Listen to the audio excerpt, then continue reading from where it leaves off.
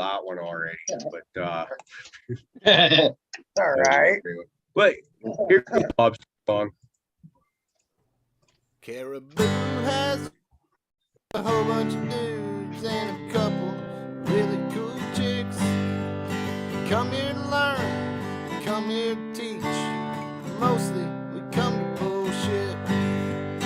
Cariboo Hart, we all play our part in this cannabis game. Cariboo Hart, come pop a squat, recreate, or just kill your pain. Rolling up weed into a bunch of dudes and a couple dang dab hits. Laughing along, getting real stoned. Don't forget, dear Uncle Rick. Cariboo Hart, we all play our part in this cannabis game.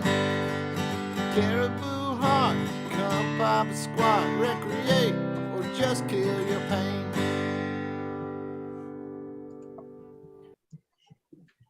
All right. Good evening, everyone. Cariboo Hart TV, episode number 256, Tuesday night Toke. Looks like our guest is running a little bit late. It's okay. We'll give him a little bit of time to get here. And in the meantime, we'll tell dick and fart jokes until he shows up. And how's everybody doing tonight? What are you smoking on, Johnny? Oh, I'm smoking on some of that White Widow.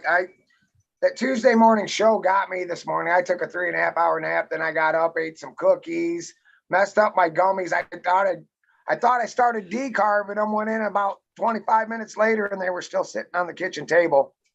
So I figured I better save this White Widow. I wrote up 5 of them. I'm on number 2. If I make it to 5, I'll be happy. If I don't, it was a great night.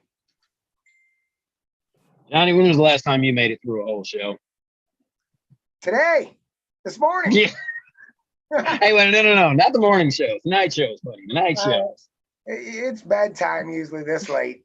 I remember when Johnny first started hanging out with us on the regular. Him and Prophet both had to start like almost like doing stretches with their sleep to be able to make it through till the end of our shows. They're like, "It's okay, guys. I'm building up to this." I remember in the group chats, I'll get there, and then eventually you're able to make it the full. Well, back then it was like 3 hours a show, pretty regular too, though. But I guess now it's funny now that people like COVID restrictions are letting off, people are getting out there doing more stuff. We got a little less time to be hanging out and doing this kind of thing, but at the same time, we got so many more stories to tell. So you would think that you'd be able to go to the wire, but we all kind of. It seems like now that we started doing the shorter shows, we all kind of start stumbling and looking for stuff to say around that, or right around that. It's a nighttime show, about a 2 hour mark, and goes through maybe an hour and a half on the Sunday mornings. It's interesting stuff. Hey, I've always been old and fucking tired, man. 10 o'clock, I'm out. That's just the way it is. Yeah, that's fair enough too. That's fair enough. I'm with you, man. Like typically about 10 o'clock is about as late as I'm willing to be up on a nighttime doing stuff, because I get up at about 4 in the morning to start going to work and shit like that. So I'd like to get some sleep if it's possible, but and then also when you get up that early, trying to stay up that long, it's hard as fuck. So Yeah, man. What are you smoking on, Fluff? Oh, I don't know tonight. I haven't fucking ground it up yet. I was actually cleaning my vape. Motherfucker was getting real gross. So I was cleaning that bitch up, and then there you go. And then we're gonna fucking grind up something. I just ain't figured it out yet. It's either gonna be the Mac Burger or some of the Jaro T1000. Or all of it. All of it. Yeah, all man, of we it. might just go with all of it. All right. Looks like we have our guest here. it looks like they're here, yeah. But he's off camera now. We'll go on mute. We'll wait to see if he pops back on here. We'll chat him up there. I'm not sure if it's just startup issues. Seems like every time I start talking to them when we don't know if they're ready or not, you don't get a response, and you're just like, hello. But no, man, you know what? Since he's here, and just start talking about him, because I found this man. I was just looking up some random. I love the Jadam. I love shit water. That's what I like to call it, man. And just watching him constantly on his stories and other people just posting, it looks like a fucking toilet. And I'm so happy when I look at it. It's just decaying, gross, wonderful plant stuff. And I get very excited about it. So, dude, yeah, to get talking to him. And I've never really been good. You know, we all have listened to me. I'm not real good at explaining shit to people. And he is a natural born teacher, man. So to listen to him explain these things, you know, and then some of the shit that I didn't even know, you know, like checking the cap on top, you know, to see how biologically active and things, you know, the stuff that's happening. So yeah, man, this should be a great time. You should see all the fungus gnat action I got on top of my freaking rising top that comes out of there. And then I flip it, and I like to think to myself that I'm making insect frass every time I do that, because I'm drowning a million flies. Just drown a million of them bitches. Yeah, like this is either going to be the best thing I've ever made, or it's going to kill everything it touches. So we'll find out. That's always the one I get just slightly worried about, because you know, I have watched, you know, much like him, man, he'll just dump a fucking gallon, chuck it in the garden, you know, sometimes it hits plants, sometimes it doesn't. It's just it never, you know, sometimes it burns, most of the time it doesn't. All right, it looks like he's ready. Can you hear us okay? Yeah. Oh, like, almost. You guys. He said, yeah, man, we're good. And fuck off. Yeah. No, it's I can't wait for this one. This is like basically my Devil's Club Brews direct result of just watching this guy's buckets filled up stuff. And like you tell you, it looks like a toilet, and it absolutely does, but it smells so much worse. Like I was telling you in the pre-show, I'm pretty sure I'm offending the stuck-up lady next door. Hey, man, how's it going? What's up, guys? Can you hear me? Yep, loud and clear. Yes, sir. Awesome. I'm getting my camera set up here. Sorry, it'll be a little shaky. It's all good. Hey, I don't. You would have to see what happens around here sometimes, but there's very rarely professionalism happening here, so we are good. Well, let's fit right in. That's right. Hey, you and your bucket of shit water are fucking welcome. Yeah, there's lots of it. Yeah, my wife had a chat with me yesterday about, can we clean some of this up? It's so hot here. It's been in the hundreds every day for the last 4 to 5 weeks, and next week it's going to be it was 111 a day. And so, man, if anything bubbles a little too much, it kind of bubbles out of the lid and down the side, and it's just a fly magnet. So I had to do some cleaning today. Yeah, the black flies and shit get really heavy around them when it gets that hot. It's real annoying to walk around.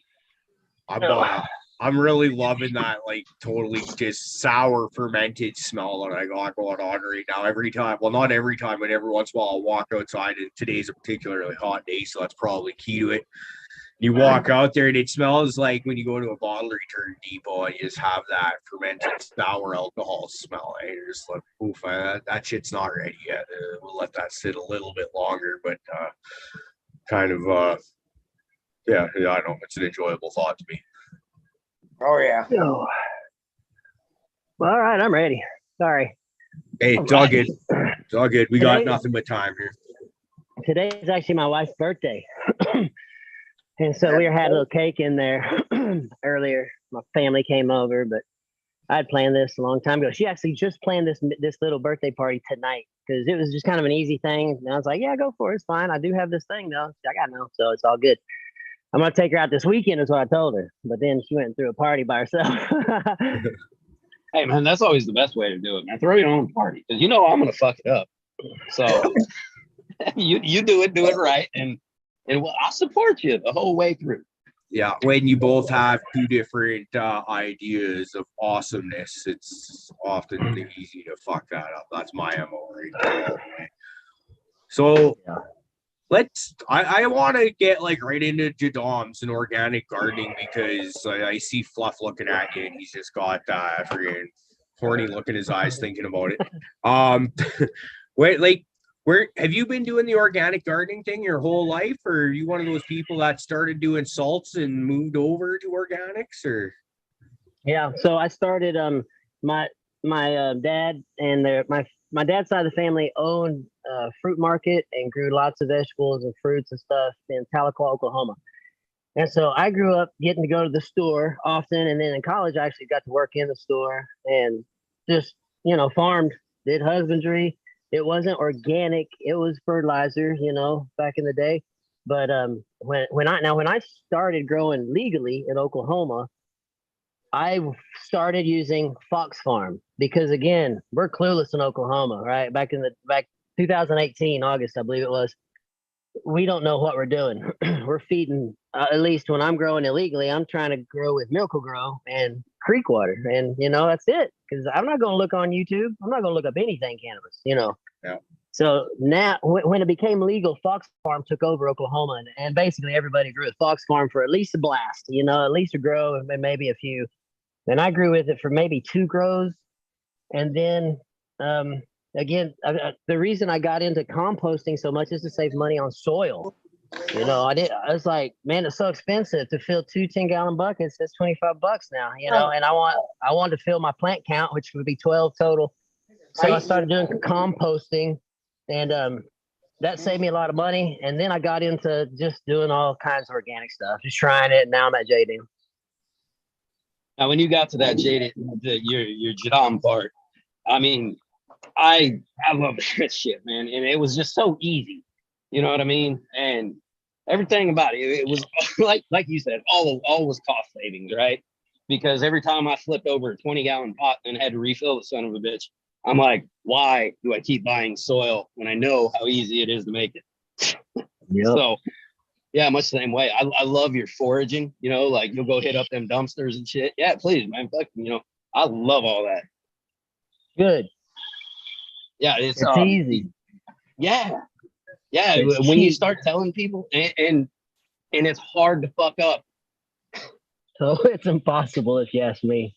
Seriously. I mean, unless you just pour gasoline in or something like that. But if you just throw all your scraps somewhere, nature does what she does.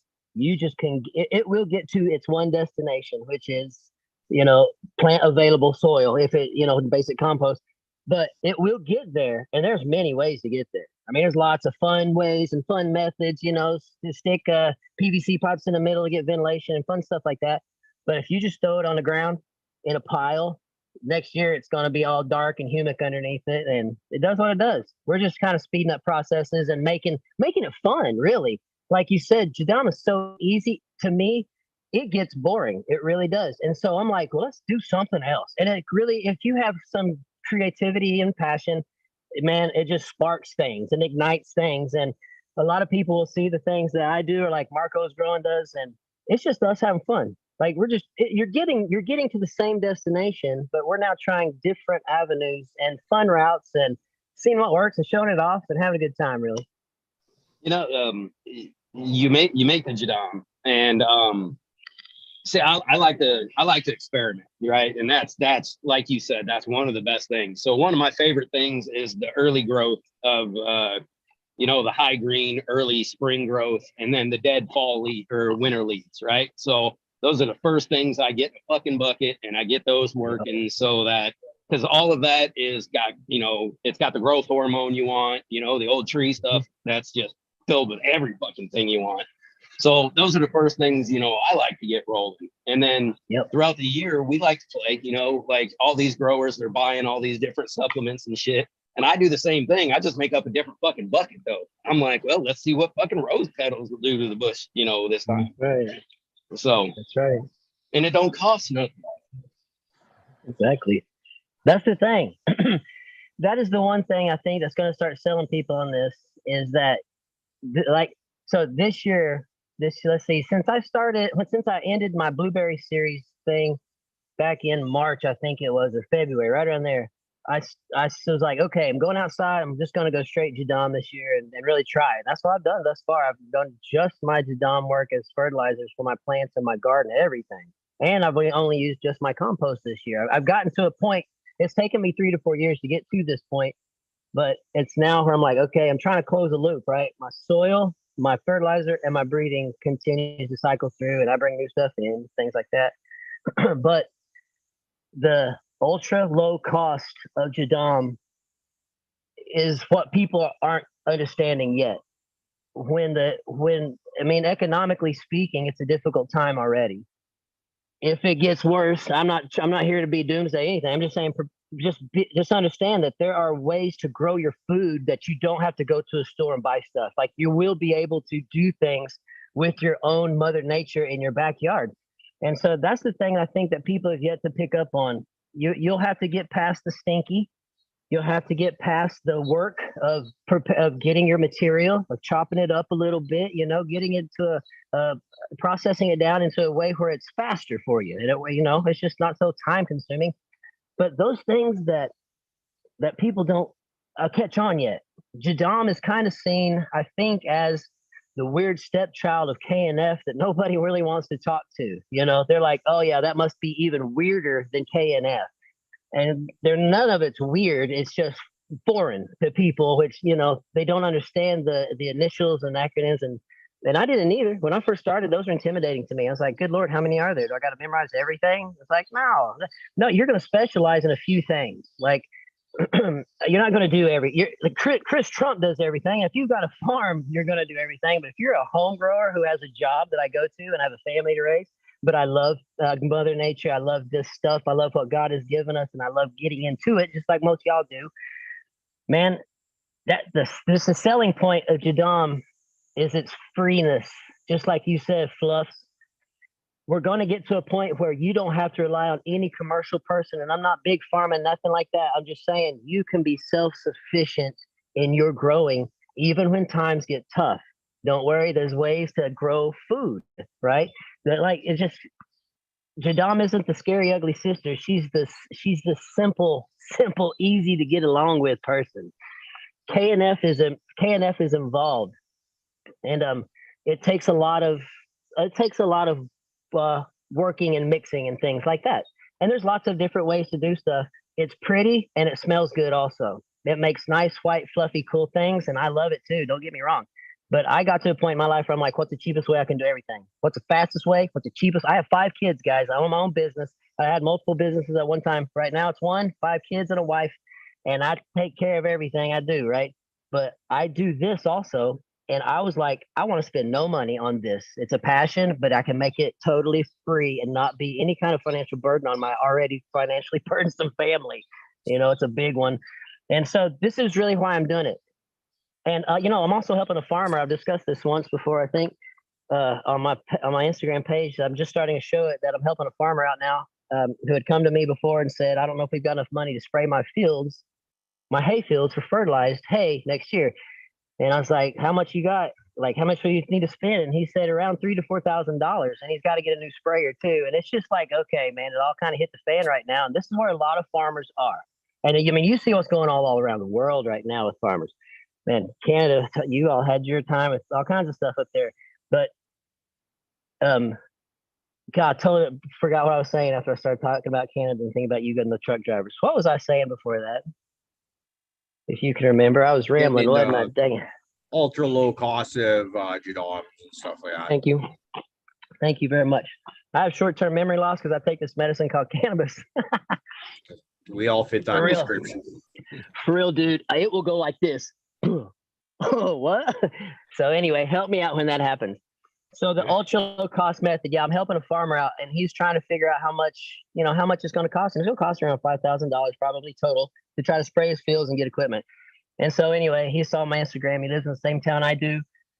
And we're starting some cow manure JLF, because in Jadam, the philosophy is if you want to get grass growing, you feed it herbivore stuff, right? You feed it things that eat the grass because you're just giving the grass back to grass is the philosophy. So we've got a bunch of cow manure JLF, and we're using pond water. All of this comes from his farm. Seriously, we've got, let's see, probably 40, 80, 160, probably around 500 gallons of cow manure, JLF, and hay and pond water going.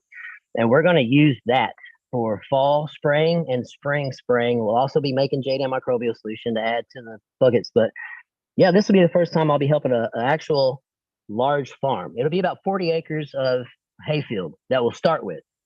And if this stuff works, we might move on to, corn or wheat, whatever he's going to be growing at the time, see what happens. But it's because it's totally free. How much did you say you were making up for this? You said about 500 gallons? Yeah, we'll probably get it. I told him to make way too much. I told him to make a whole lot because we use it next year and everything like that. So he's filled up what he's filled up of these big salt lick buckets that you put out for your cattle or like maple licks, and it's big black round 40-gallon bout buckets. And that's what I'm going on. He's got a bunch of those going. Now, at what rate are you going to be spraying something like that? So if you have a whole season, you're going to be letting this sit. And I know winter's not obviously the greatest time for that stuff, but since you have a fairly long steep time on it, what's the application rate you're going to use this? So this is a lot of guessing, dude. In the Jadam book, it's all in hectaacres and things like that. And my wife could figure these things out, but I can't. And really, what I'm trying to go on is feel. It really is. Just like the idea behind the Jadam for making ultra low cost farming for poor communist farmers that don't have to go get more stuff, or just trying to make it as simple as possible. But I don't know the ratios that I'm going to use, but what I'm going off right now, just to have a guesstimation, will be 10, what am I going to do? 10 gallons of JLF for, what was it? Every 10 acres to 8 acres, I believe it was. But we're going to give multiple applications of this. I think I could actually go heavier than that. But I know if we give multiple applications, I'm probably going to get enough fertilizer or nutrient in there, But I'm going to start off with that. 10 gallons to 10 gallons to 10 acres. Yeah, basically 1-to-1 on the acre. 1-to-1 on the acreage. 10 gallons. Something like that. 10 gallons or something. Right, and that's amazing when you think about how little of this stuff you actually use. Also, I've only got. I actually kind of messed up when I started making my JLF for this season. I put it in a white bucket because I had one. I had a perfect little white, it's like a 10-gallon trash can. I'm only using it to fertilize like 3 plants. So I was like, this is more than enough, But right, I put it in that white bucket. So, the first part of the season, it didn't quite really take off like it should have because it wasn't heating up properly. But now with the heat, man, this shit is just kicking ass. And I'm trying to feed a fairly nice sized plant, very root bound, that's not getting anything else to eat except for the Jadam that I'm feeding it. So, and it's staying fairly healthy, or pretty goddamn healthy. The lowers are really taking a beating right now. I'm going to have to step up how much I'm feeding it. I've been feeding it real light. Like I bet you I've been feeding it like a 50-to-1 almost, ratio. Yeah. So barely fucking anything. And it's been looking good, but now I'm going to have to step her up just a little bit. So yeah. As they get bigger, I start going about 1-to-20 mixtures, 1-to-20 ratio is what I try to do. That's based on 50 gallons. Right. And God, I can't remember the measurements now, but I base my stuff on 50 gallons and it's about, what is there? I don't remember. It's almost a gallon. Yeah, it's 1.5 gallons to 2 gallons, somewhere around there. I don't remember. Y'all, I cannot do math. I can promise you that. My wife can. That's why I married her. She's awesome at it.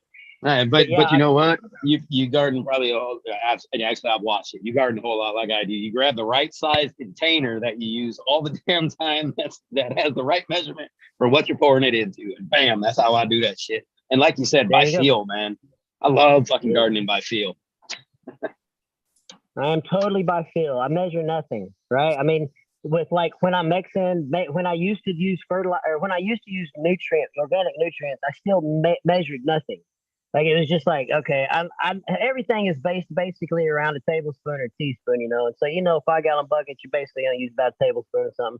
Man, it's close, it's close. And what that does for me is it takes all of that tedious, anxiety-causing junk that I have to deal with pH is bad enough, but then trying to worry about the EC, trying to worry about ppm, trying to worry about exactly what the pH is when I'm using the flour or the veg, that was too much. It became not fun because remember, I grew up growing. I grew up gardening, and I grew up gardening a lot. My dad and mama did. They did a lot, and I was out there with them all the time.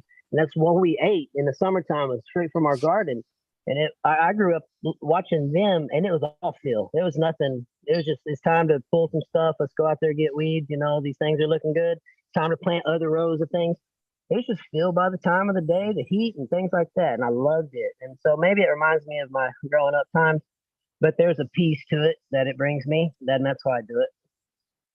Oh yeah, I'm totally down with that one. Nice, same kind of the same. I'd be in the garden with mom and grandma, and but they're trying to teach a kid. I wasn't listening, but it all kind of sunk in later. As I grew up and realized what they were doing and the things they were teaching me, and all this shit was part of it. And like your grandma, my grandma anyway. They grew up in like the Great Depression. They Yep. had to fucking figure out how to make crops grow in shitty, conditions so they could eat. Like they literally depended on this shit. This was their livelihood. So, they Correct. took their gardens very fucking seriously. And, sometimes I almost feel bad, that I don't take mine as seriously as I should, comparatively. But, it's like you said, the ease, the freeness, everything about it, it's wonderful. Yeah, it sounds like there's a rich appreciation for it. That's what is needed. There's when I go to dispensaries, sometimes I'll ask the bud tenders, hey, do you grow? And almost none of them grow. And it's a little disappointing to me because you don't know what you're selling. You know what I'm saying? You see what you're selling, but you don't know what you are selling. You don't, because when you grow, you can start to look at buds and you can tell, this is a good looking, healthy bud. You can tell, typically if it's grown with a solid light or not so good light, you can tell if the guy trashed it out or not. But growing it to me represent a passion of the plant or of the thing cannabis represents in and of itself, which is just a peace of mind. It works for some people. It doesn't work for everybody, but for me, definitely it represents a peace of mind. It represents a clean lifestyle. It represents a good husband, a good father, a good grower. Man, I'm not perfect in any way at all, but Earth Medicine's put me there, and I like it, and it makes me appreciate everything I'm more understanding that I need to be appreciative. Maybe I should say it that way, and so I certainly try to be more appreciative of things. Yeah, I love gardening. Yeah, man, I'm just glad that you throw this stuff out because we do this show and I sit here and talk, but I am not a good teacher. I'm not a good speaker, and you put out this information in a very digestible form. You're a good speaker. You get it out there to where it's super easy for people to understand and learn. So this, when I asked Cariboo to have you on, man, I was like super hoping you would, but like when. Just the appreciation for the information that you're putting out to these people, man, I just want to give you a big thank you for that stuff. Yeah, you're welcome, man. I appreciate the appreciation. Yeah, that's I want to just get behind Fluff and thank you as well on that. I was unaware of you until he suggested you, and I was like, okay, Fluff suggested this guy, he's got to be good shit. I was one of those people that, as you were saying, looked at Jadam as like kind of their creepy stepbrother that nobody really wants to talk to or whatever, because due to anaerobes and kind of having anaerobic problems that have fucked plants up before, but also the smells that can be associated with that kind of thing as well. I was kind of freaked out, but then watching your videos and you walk out to where you'll have like half a dozen 5-gallon buckets with each one has something different in it. It's all water. And with that one biomass that you got in there, and it's just like, well, fuck, that's just so easy. And like I with the emphasis on affordability, which is the other thing that I like. I don't know anybody that's rich. I know some people I got a little extra cash, but I don't know anybody that's rich or wealthy that I would consider that. And so being able to spread the gospel like this and as Fluff said, easy digestible. Thank you, because. Look at me. Do I look smart? Not so much. Man, I appreciate that very much, man. That's a lot of fun because I do like to.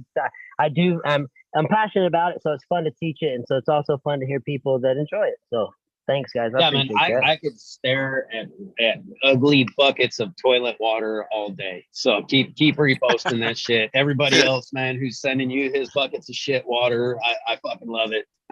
Send it on. So, I know. You know, with your breeding and the projects, you know, you've done your grows in a couple different ways. Have you noticed any differences with your like terp profiles and things using like your Jadam and things like that? Yeah. So, now when I switched to organics and I started using a certain product, but then when I started using my compost, and that was about 2.5 years ago to 3 years ago, maybe, when I started growing in my compost or a mixture of my compost, but probably 60% my compost.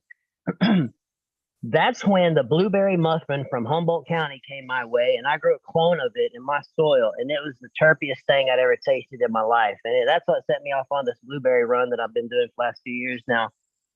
And it's not the same from people who have grown the blueberry muffin in salts. I'm telling you, that's the one plant that I feel that tells you, was it organic or was it salt? Because for me, the organic brings out the terp. Man, I've been to some shows where there'll be some people who want to argue this stuff in public between salts and newts. And it's embarrassing to me on both sides. You know what I'm saying? It's silly. That's not even what we're here for. And so I'm not doing that at all. Please don't think I am on a single bit. I've grown with both. But when I grew with organics, when I started growing in my compost, I started tasting and smelling a stanky, terpy plant. And I hadn't done that with Fox Farm. My plants weren't like that. Now, granted, that was me learning on Fox Farm also. But you know, after a few grows, you get the process. You understand what's going on. There's no magic to it. You just follow the rules. And the weed was fine, but the compost that I grew my soil in, that's when I started making a difference in terpy tastes. And that's when I kind of wanted to start going to a fruity side because I kind of like that. I started growing some cherries and I grew a tangy a couple of times, some other things, but the blueberry was really fun. And here's the thing that was really cool about the blueberry stuff. The blueberries that I was dealing with were all finishing within day 63, day 62, maybe day 58 on 1 or 2.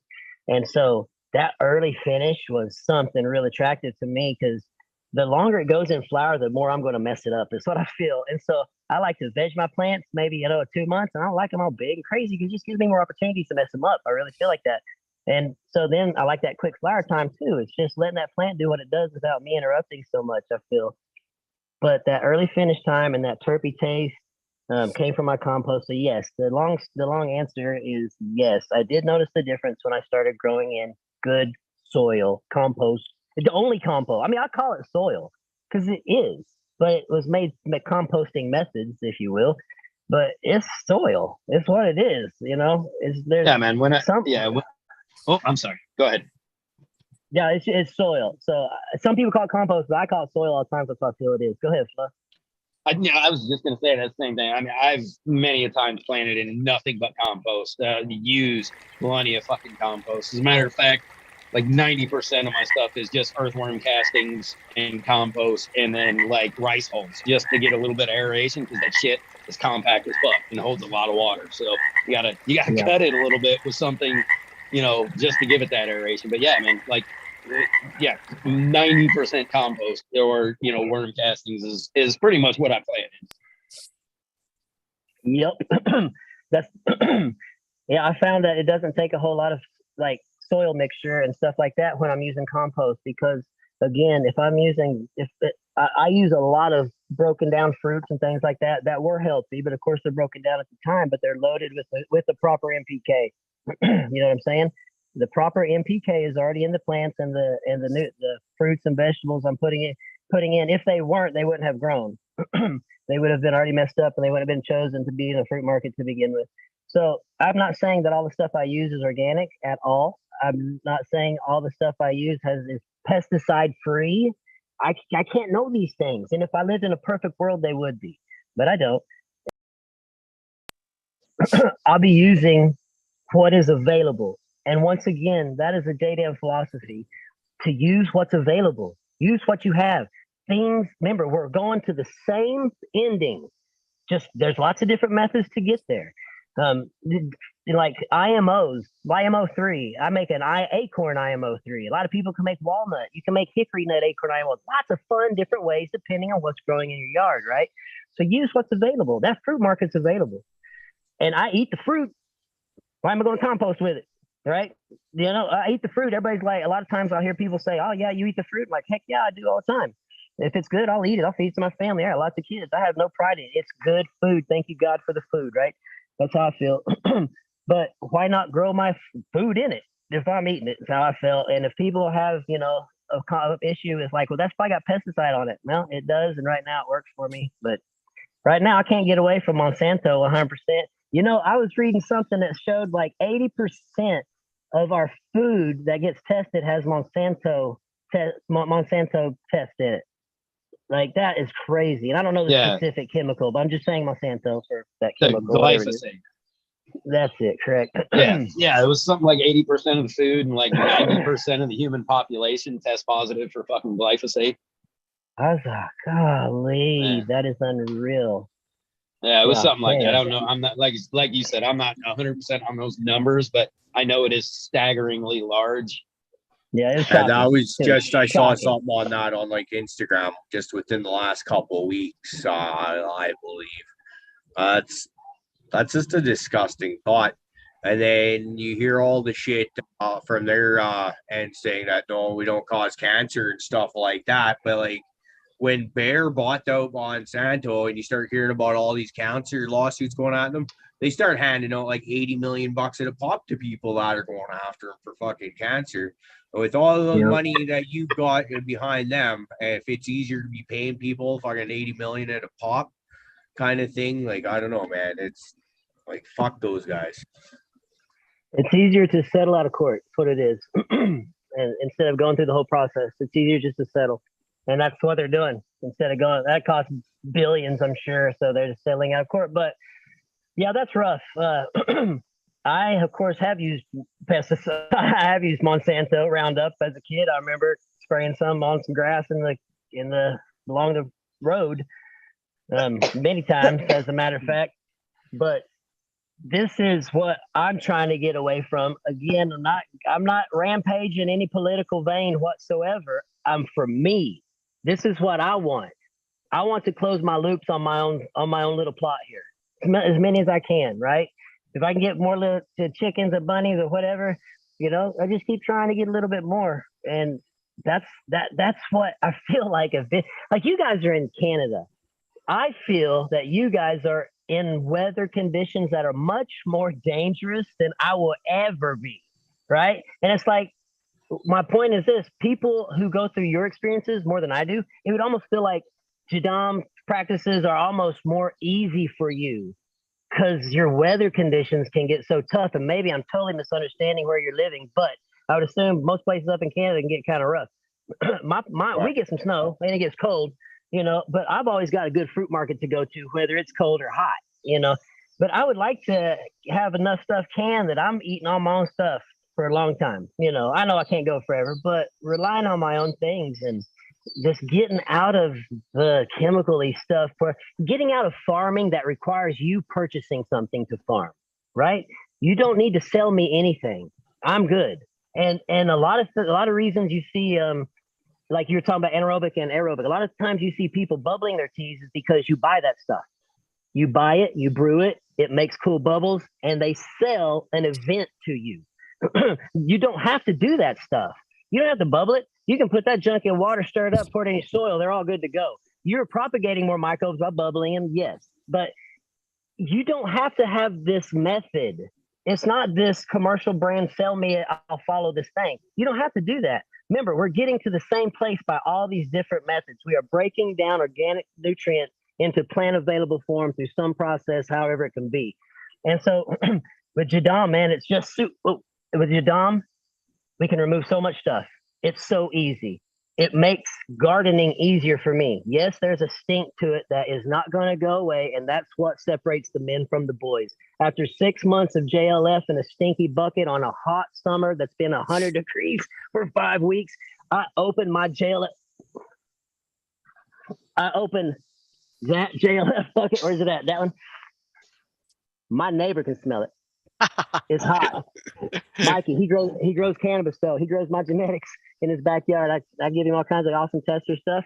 He can smell it, and it's powerful. And I've got about 5 minutes to get me 1 gallon out of there, or if flies are coming in, and it's going to take a while, a good breeze, just to get it out of the neighborhood. It's that powerful, guys. It's putrefaction rot. It smells like dead bodies in there. So it's rough. That's why I say that's what separates you, because you're going to have to get a gallon of that out to feed your plants. Then you're gonna have to get your hand down in there. I wear gloves. That's why I call it stinky finger all the time. You know, if I don't know what it was, I just call it stinky finger, because if you get it on your hand, just smell it going to eat your sandwich. You're like, oh. So that separates us. It's much easier to brew stuff that you buy, and it smells sweet and clean, right? It smells like good dirt, they'll say. It smells like good soil, I mean. And yeah, it does. It smells like great soil. It smells like cookies sometimes if you do it right. Jadam's not like that. Jadam is nature doing it. There's no mask. There's no shaving, right? It's all rough. It's all just growling at you the whole time. It's what I feel like. So yeah, it's real farming. It's real closed loop natural farming, and it's stinky and dirty, and it's a whole lot of fun. It's super cheap, man. Yeah, it's thinking about that, you know, but I think you actually touched on it. You know, there's ways to, you know, knock down the smell too. You know, a fire pit goes a long way. Right. So, you know, all the options, and like you said though, it's closing the loop, because that option is also free. You know, if you have property, or you can go out and get it, you know, start your little thing, get your little fucking charcoal, you know, burnt up, and there you go, you're done. That's right. Charcoal works, and if you can get, I don't think I've ever taught this before, but if you can get any type of rock mineral going, like an asmonite, langemanite, something like that, rock mineral starts to really help with breaking down smell. I've used the charcoal. God, what's that salt? Some Himalayan sea salt I've used. Asmonite, langemanite, and I can't remember the other. Some type of oyster shell, calcium something. But a lot of those rocky minerals will also help reduce smells in your JLF.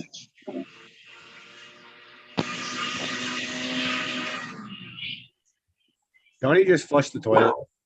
No, I think he fired up the fucking vacuum. I did flush the toilet. Yeah, welcome back, sweet Johnny. At least we turned the fucking camera off to take a shit. Thanks for that. It'll be a red face. That would have been horrible. Camera comes back on, and fucking Johnny's like fucking 4 knuckles deep in his ass crack. It's like, oh, fuck. Jesus. Hey, I don't even know how I got to this part. I can't get off it.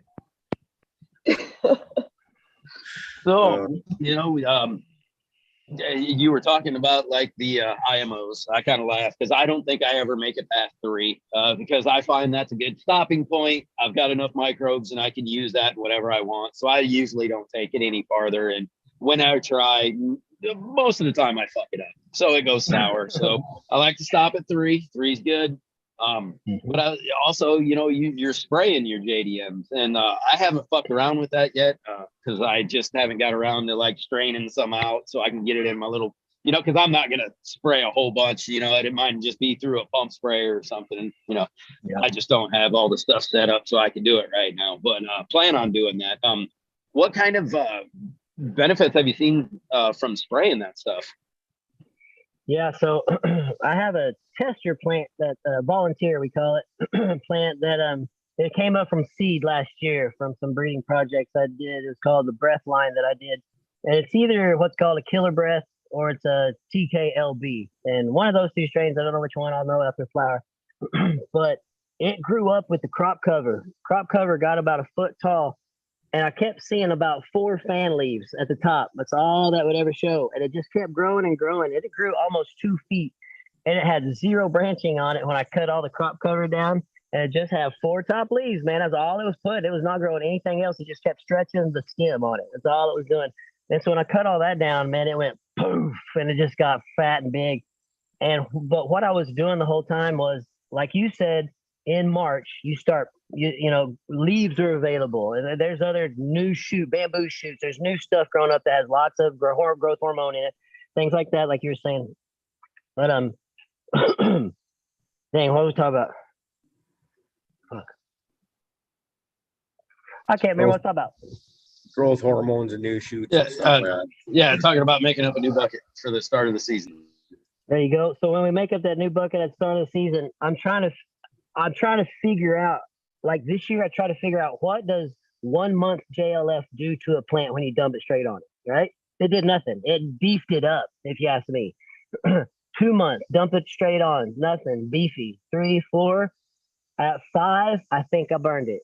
I think I did. And it's been so hot. I haven't been able to show a whole lot, but it's the one plant that now shows some tip burn and some mid-finger burn, right? Mid-finger burn, almost like a potassium deficiency look. But I think it's a burn. I think it's a burn from JLF. So where I am right now with my feeling of growing at just field style is at 5 months, I probably better back off on the heaviness, you know, because it was almost a 1-to-20 ratio or a 1-to-10 ratio every time. So it's super thick, but it's super young. And so it was a super heavy mix, but at 5 months, it was a heavy mix. I feel like that's when it burns. So I feel like, in theory, that this is telling me at 5 months, I'm starting to get some potent JLF going on, right? I'm starting to get some that's going to actually grow some things and going to potentially burn some things if I use too much of it. So we're getting in the area of fertilizer now, right? Liquid fertilizer is where we're getting. So around 5 to 6 months is what I'm thinking. You're going to start noticing effects if you start using it heavy.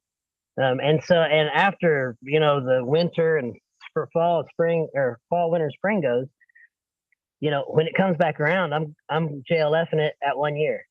And so that's going to be a really a whole new experience of trying to just grow with compost and just JLF. So again, it's an art form. You know what I'm saying? This is a fun art form of growing. It really is a style, right? This KNF style. These are Japanese practices, actually. Master Cho and what's his name? Young Sang Cho. Sorry, Master Cho is KNF creator. His son, Young Sang Cho, is Jadam creator. But anyway, these guys went and studied Japanese practices, and then they learned these methods in Japan. They come back and they you know, morph them into their own Korean style where things are available and they can use products that are around them. I went off, dude. I don't even know where I'm going. I'm gonna keep going with this. And so they come back and they create this stuff. And KNF uses brown sugar and molasses, right? And it's bubbly and it's fermenty. There's alcohols that are created on that side. There's good smells. It's really, really nice and clean. I really enjoy doing KNF stuff. It's a lot of work though, a lot of tedious work to get things done. So Jadam, the second generation, the guy's son, he comes along. He says, "How am I going to help poor communist farmers?" Is his audience. How am I going to help? He was lazy as fuck. And he was super lazy, and he doesn't want to do anything at all. No, I don't know if he's lazy or not, but he said, "How can I help these lazy freaking farmers out?" But this method is super, super easy. And so what he did was he figured out, okay, well, like, we don't have to use rice to gather IMO. We can actually put potatoes or something starchy in water, add some leaf mold or just dried grass or leaf, something that has microbes on it. Stick microbes, water, something with starch, and in about 24 hours of about 90-degree heat, you're going to have a bucket full of IMO, right? You're going to have all types of bacteria. You probably have funguses. I don't know. It's on a microscopic level. I have zero idea what's in there. But it's a whole bunch of different types of microbes that are from your local region that all of your plants use when you grow, right? There's no foreign microbe growing around here in one certain plant. They're using all of them. All the microbes in my area are on all my plants. And so I'm getting more of them. And I'm throwing more on them.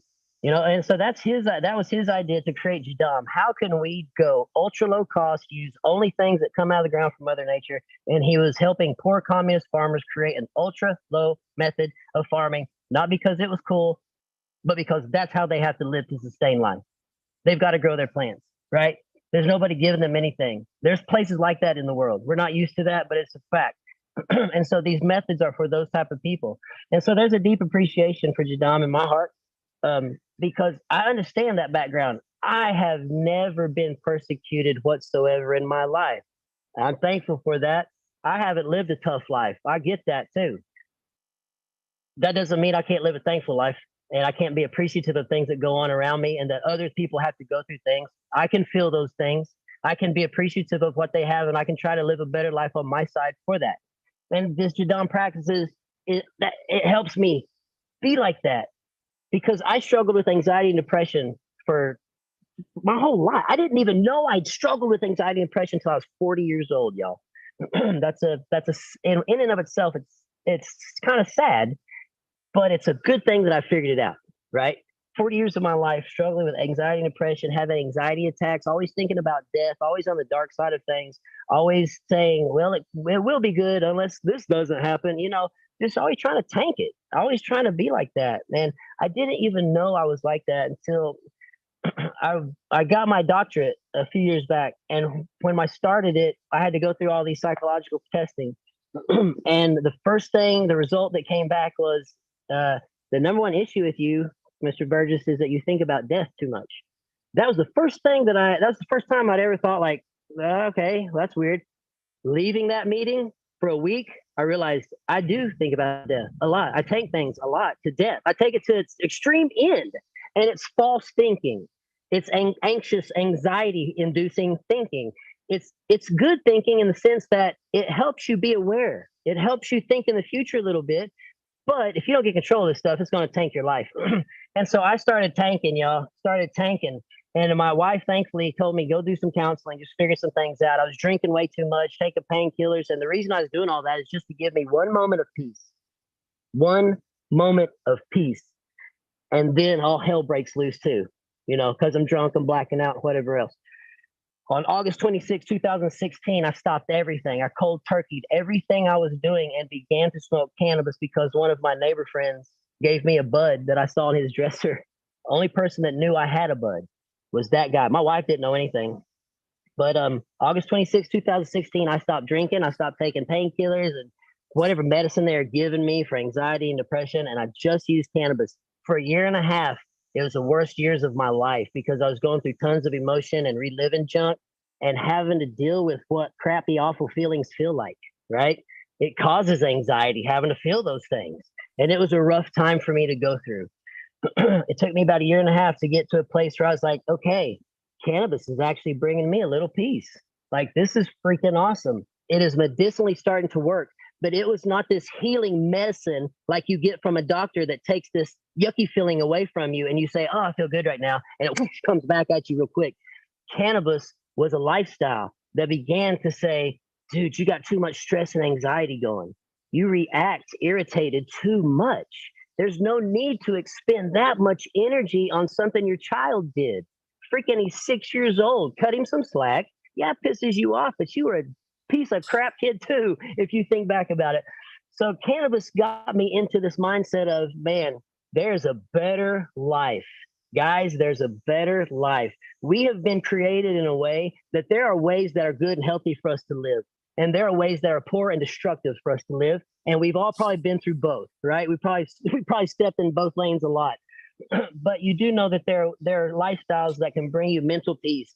And I can promise you, everybody ends up right here. This is where the struggle ends up, is being able to have that mental peace at times. And cannabis helped me get off of that stuff. Cannabis helped me realize what I was thinking was negative. What I was speaking was negative.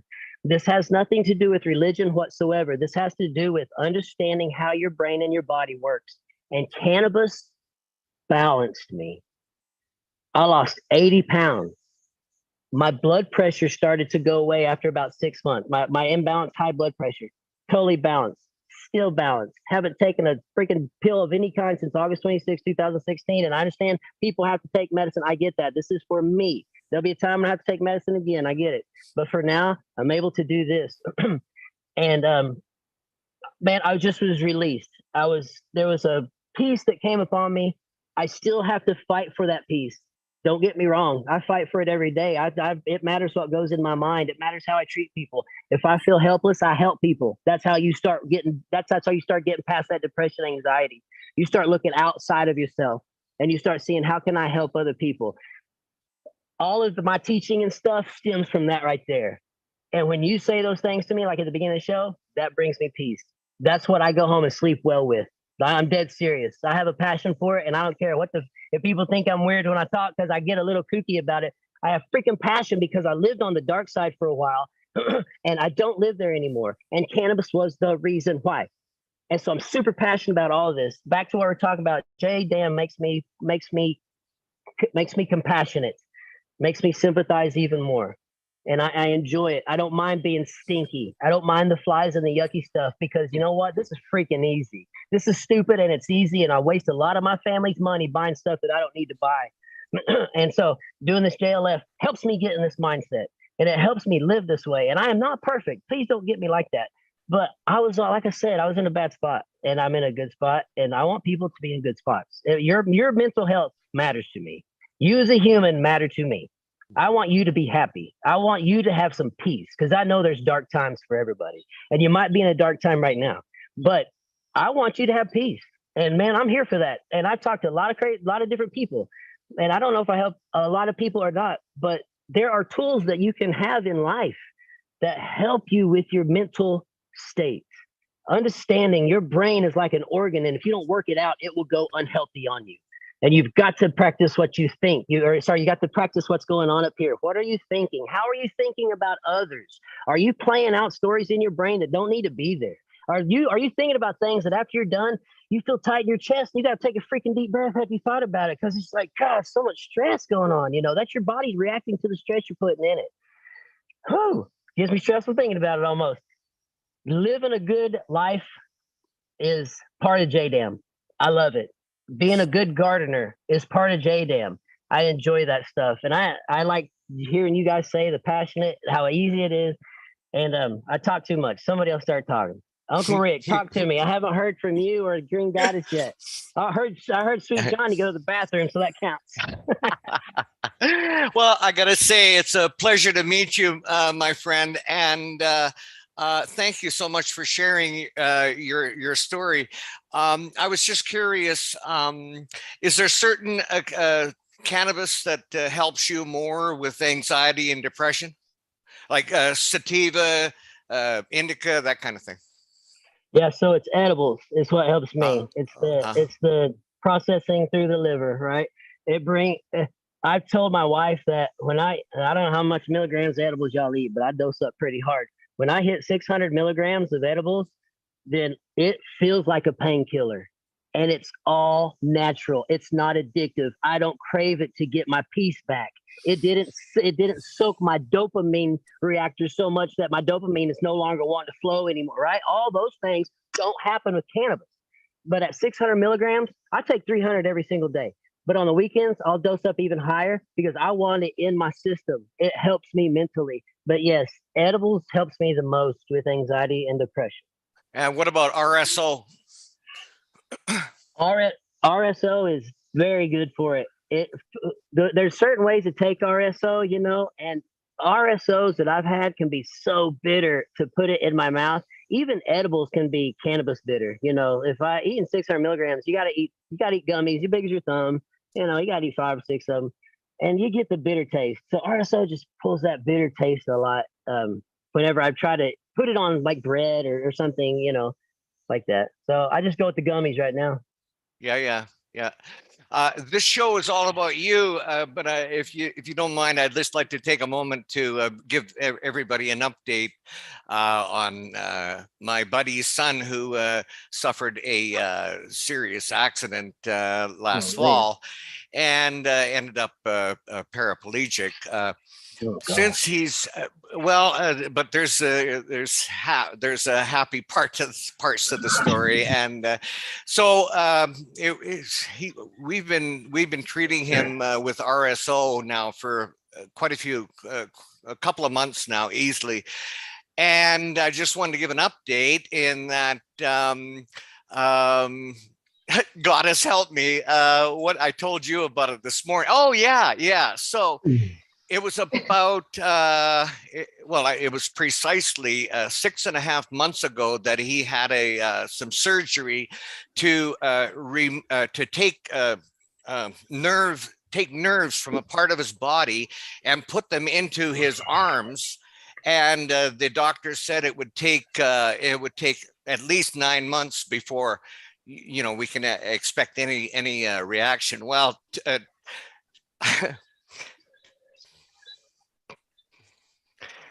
yeah. So 2 days ago, he started moving his middle finger. And So I'm not going to suggest for a heartbeat that it was all RSO, but I'll tell you something. They will never go without RSO. That's part of their regime from here on in. Also, I was just talking with him earlier today, and he told me that one day last week he didn't take his RSO, and what's been happening is he gets these major spasms. And I thought, a spasm, but it's like an involuntary reflex in his leg, and his leg will suddenly jump. And that one day that he did not take his RSO, he was getting these constant spasms. And the next day he started back on the RSO and they went away. So you can take from that what you want. Stay on the RSO is what I take. Cannabis, what blows people's mind. So in Oklahoma, when you think Oklahoma, you think Christian, Republican, white. Yeah, you're looking at it right here. And so you think anti-cannabis people. And you're right, there was a lot. But remember, it was Republicans and conservatives that passed cannabis in Oklahoma. It wasn't any liberal anything. And listen, I'm not making Democrat, Republican junk here. I ain't going there with nobody. I'm just telling you who I am, right? I tell you who I am. I got no problem with that. What people didn't understand when cannabis first started in Oklahoma is that the drug companies sell you a pill to take care of an issue, or they suggest an issue that you have and then create a pill for it also. What people could not understand is the spectrum of healing that cannabis has, specifically on my own person, which I told you, losing weight, blood pressure gone, pain. I didn't even mention the pain all over my body I had from stress and anxiety. I went to all kinds for doctors wondering, they had me on the pain pills and junk, and that it was from stress. But cannabis creates a spectrum of healing. There's multiple places in your body that endocrine system is going to be messing with. And when it starts to balance all those places out, man, your body functions better. And people don't understand. You're not taking cannabis to get like people say, well, you just take it for anxiety. I'm like, yeah, I mean, that's one thing, but you got to understand it balances me. There's a balance in me as a human being that I can control myself. If I want to take off and get angry, or if I want to go negative, I can be aware of who I am on this stuff. And that whole spectrum of healing, not to mention the pain, not to mention how RSO works, even on cancer patients, all kinds of patients. The list goes on of the healing that it has. And so, yeah, Rick, Uncle Rick, I appreciate your passion for that was it a young child, a young boy? Is that what you said? Microphone. Yeah, he's good at that. He's really good at that. It's awesome when even the first timer starts giving you shit for your mute button, eh? I was like, yeah, so I don't do sign language. He's 38. Okay. Yeah. But good. I appreciate your passion for him. Making an incredible, remarkable recovery considering the circumstances. Yeah. And his Fantastic his attitude is like, that's what's I'm sure brought him to where he is right now. His positive attitude, you know, it's a pretty, you know, at a very young age to be subjected to something like that. I'm not quite sure where my head would be, but he's got an incredible attitude. And hey, Uncle Rick, real quick, I just want to get this one out. That in chat right there, the martial artist that add microdosing for nerve growth and support. So have you thought about that for them and suggested that? Are they willing to try it? They're doing it. They are microdosing. Yeah, he is microdosing. Absolutely. Yeah. Yeah. Fucking awesome. All right. Are you done microdosing? No. Fungus? Is that what you're discussing? Psilocybin, yeah. Okay, Is that what you mean? psilocybin. Yes, ma'am. That's what I mean. And let me tell you this: then psilocybin works better for depression, and anxiety than cannabis does. I didn't know what y'all can talk about. Had no idea. But cannabis can be anxiety inducing when you smoke it. And and if you eat too much edibles, you'll feel drunk, right? And it's a little rough there, but the psilocybin is so similar to serotonin, right? In its makeup, that your brain can receive it in a serotonin way. And so I will get bursts of serotonin or burst of dopamine, something that what they call a sense of well-being, I think is what people will call it. You just get that feeling of, man, this is good. Yes, I can do a positive outlook on life. And while I have this, I'm going to give it to somebody else too. But that psilocybin will do better for your anxiety and your depression and probably PTSD, things like that, than cannabis will. Cannabis is a drug. Cannabis is a Schedule I drug. Yeah, with heroin and meth. That's a joke, y'all. Cannabis is a plant that is good for a person who has figured him or herself out. It will create some anxiety in you if you're a brand new smoker, or if you're a I don't know, if you have just a lot of anxiety in your head, or if you don't know yourself well and you don't know why you feel certain ways sometimes. Cannabis sometimes isn't good for you. But once you know yourself, to me, once I started understanding who I am, cannabis helped me nail that guy down and really be that guy and be the person that I really want to be. It helps me reflect who I am to others as best I possibly can, that guy that I want to be, right? And cannabis helps you become this great person. You can become a great person on cannabis. No doubt about it. A great athlete, a great father, a great pastor, whatever you want to be, you can be it on cannabis. But you got to know yourself for it to really be your friend, for it to be a comfort to come home and smoke a bowl, and to get in that place of being in your mind where, okay, I can be peaceful. I've done what I'm supposed to do. Cannabis helps you get that guy to be that person. But psilocybin helps you unwind your brain. It helps build the neurons back together. It helps make connections there again. It helps you be aware of thought processes because it gives you a new angle. If you microdose, it's in the background. You don't feel any trippy nothing. I don't want to go for tripping. I'm past all that stuff. It's fun to do that stuff. Don't get me wrong. I've been there. I have 5 kids. I can't do that anymore. Okay. So that's where I am in life.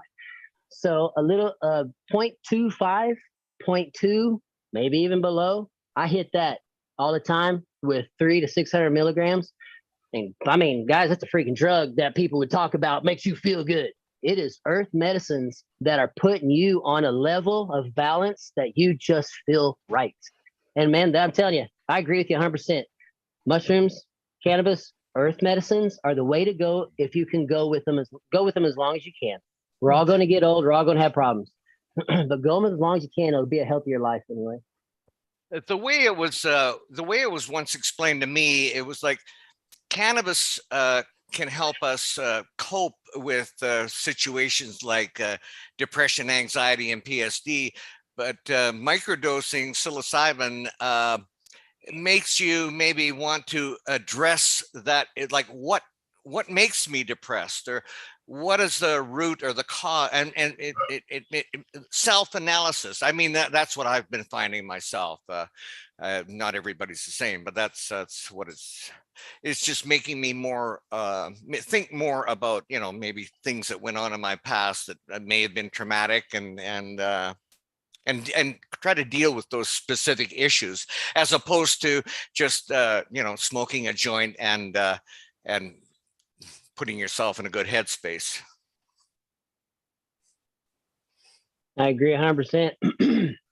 You're exactly right. It helps you figure out why you got to where you are. Yeah. It helps you backtrack. You're exactly right. It will help you backtrack in your brain. Because again, it repairs your brain. It repairs it. That's a totally unscientific way to say it, but it does heal your brain, right? And that's, you know, the way you said is exact. I agree with you 100%. I'm sure there's tons of ways to express it, and there's, you know, each individual person, like you say, it works for us differently. It might not work for you, so don't take it. But if it does, take it, experiment with it, see how well it will heal you, because it will heal you. That's for people that want to be healed. You know, when I was drinking and doing all the junk, I wanted to be healed, but I didn't want to quit the other stuff too, because there was a comfort to it. I knew I'd have a moment's peace, and it's just a comfort to it.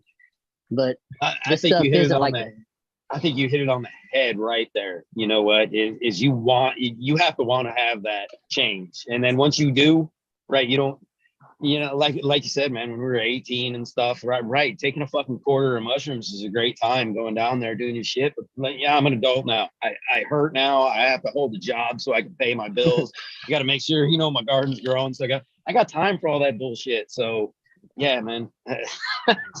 I'm like I said, maybe a 0.25. I don't know. I haven't fucked with a mushroom in, I couldn't even tell you how long, but I can tell you I did the hero dose. The mushrooms told me what they needed to, and I don't ever fucking need that shit ever again. You know what I mean? But I have been intrigued about the microdose aspect. I don't know if I need it yet. You know what I mean? And yeah. if I'm not, and if I can't commit to it, then obviously I am not ready for it. So, hey, Fluff, I don't mean to interrupt, but I don't mean to brag, buddy, but my old lady was just checking out my FPJ. She said it had a nice color. My papaya nice. FFJ I made there a couple months ago. Smell it. Smell it, man. It should be fine. It's still good. Sweet. Still good. It smells good. It's not as sweet as you might expect it to be. It almost smells more vegetable-y than sweet, I would say. Take a sip. Tell us what it tastes like. I'm good. I'm good. But it should be absolutely edible, as far as I know. All it actually would is really be good for your gut. That I cut up and then mixed equal parts of that and brown sugar. And it's really not that bad. Did you try it? I just stuck my finger in it. All right, old lady's drinking it. Damn, dude, your old lady's got way more balls than you. She stuck her finger in it. She's about to go have a shower, about to fucking fall down, smack her head when the alcohol hits her. She's all fucking loaded. Yes. But no, I like playing with ferments and stuff. And his Fluff kind of makes fun of me because I've been more on the KNF side. He's been more on the Jadam side. So we do the fun little bickering back and forth. And she wants to light a joint. Yeah. And what did you just throw away? Oh, to the labs. No, this is good. I started making a batch of labs about 2 weeks ago, and I didn't do it right. It's the first batch of labs I've made in about a year and a half since I was living in the old situation there, and I fucked it up. I'm not sure exactly what I did, but I did think it was let the rice wash go too long, maybe. But anyways, it fucked up.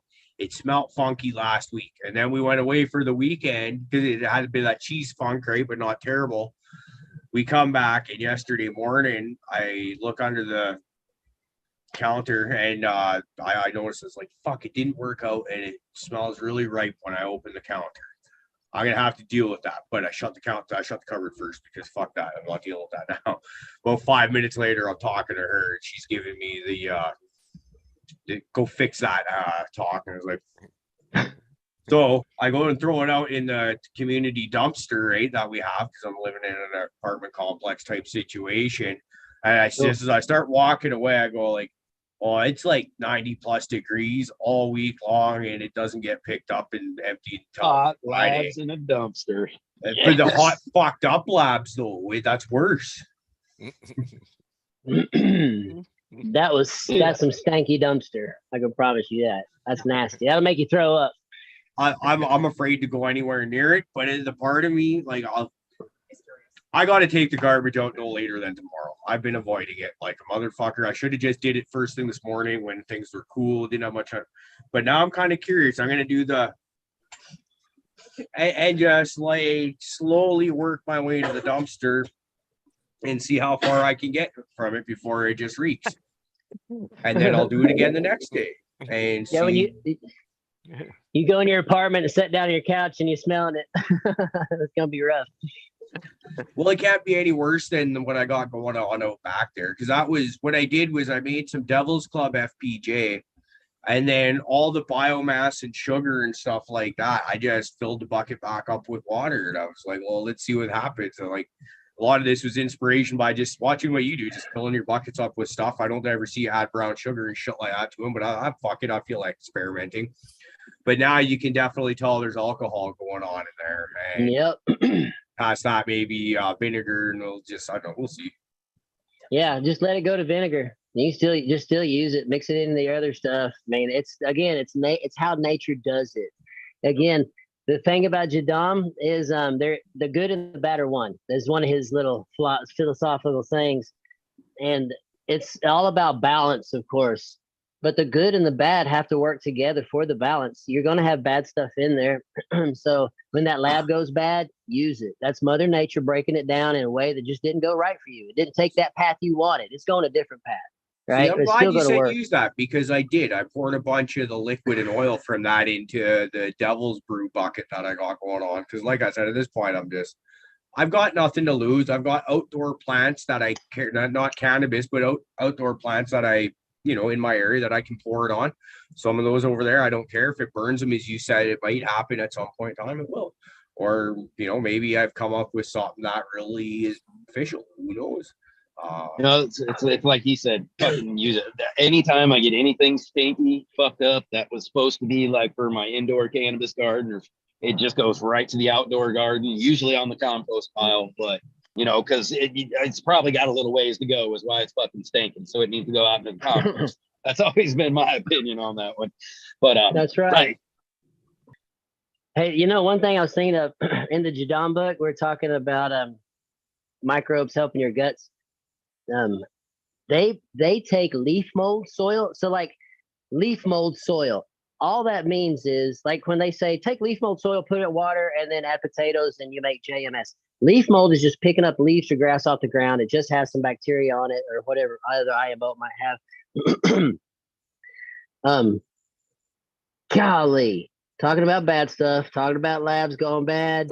Leaf mold. Jadam, drinking Jadam, yes. bro. Yes. They take soil, leaf mold soil, and put it in capsules and weigh it out, and they eat that for stomach issues. Yeah, It's just getting the microbes in you. Yeah, I forgot about that whole fucking eating the leaf mold, right? Making the leaf mold capsules. That's right. You saw that? Yeah. I was just like, God damn, what did they called it something, and the name of it was what it did, because I was like, right, Earth Tab. What? We're eating dirt now? I mean, I'm down. I will eat some fucking dirt. Let's do this. But hey, man, we all did it as kids, right? And no probably doubt. Grew up real healthy, or for the most part, at least. I think of the world we live in today, how everything seems to be so overly sterilized, and we seem to have more sick people than ever. And I can't help with if this over sterilization has a lot to do with it. I think that's fact. I mean, I don't think you can really dispute that one. Well, I was trying to be nice about saying terrible. but thanks for absolutely backing that up, because I'm in agreement with you on it. Dude, I will argue with my old lady all the time about fucking hand sanitizer. Like, that shit drives me fucking insane. Like, there is a time and point when maybe you should probably clean your shit up, but it's not every time you touch anything in the world, and Right. I'm the same guy also who's going to go out in the garden. I'll come back with fucking muddy ass hands and eat a goddamn sandwich. So, Yep. whatever. I like doing that, Fluffs. I like doing that for real. It's dirt on my hands and it's freaking weird. And my hands will stink a little bit. I won't wash my hands. I'll just eat. I don't give a crap. That's what my dad did. He eat out in those fields. He didn't wash his hands one bit. You just eat it. Ain't You nothing think wrong. Ain't gonna be sick. Ashley just mentioned right beside me here, pulling a carrot straight out of the garden and chomping right down on that, right? You might give it a Right. smack on your pants or whatever to get the worst of the dirt off, but that's about all you're doing. Well, you know, give it a good getting old a little bit of fucking grit in Uncle your Rick teeth. stem rub once or twice. But yeah, you're gonna get some fucking grit in your teeth. That's right. Healthy eating is high microbe eating, guys. It's what it is. Lots of high microbes on your foods. That's why you start to get healthier. Can I give a quick shout out to Colton Bridge? We're smoking on his skunk rack right now, and it's badass. And I think I'm starting to recognize a common taste throughout a lot of the skunks that I've been smoking. I wouldn't. It's more of a taste than a smell, so I don't want to call it like skunkiness, but there's a commonness there. It is okay, Alex. We have a debate, long running debate on our show and other platforms about the skunk. Is there real skunk smell? Is it around? Is it gone? Kind of thing. And I'm noticing a common thing here, but I don't know if I would necessarily call it skunk. But it is badass. This is what I've been smoking on all day today, and it's had me fucked out right up. So Who mentioned him again? Who grew it? Who grew that? Mention him again. Colton Bridge, Sticky Macro Photography, basement farmer on cannabis or Instagram, sorry.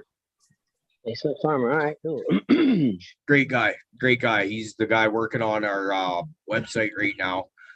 Yeah, getting all that done up. The pictures you see behind Rick right here, this is his Nice. Sticky Macro Photography. I saw those when Rick popped his picture on. Yeah. Beautiful.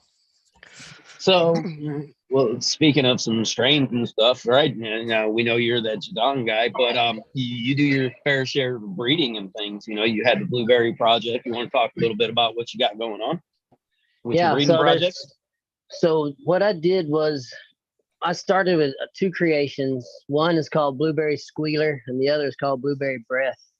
I sent Blueberry Breath out to a ton of people. They've got a lot of people got it, and Blueberry Squealer I only sent to 5 people.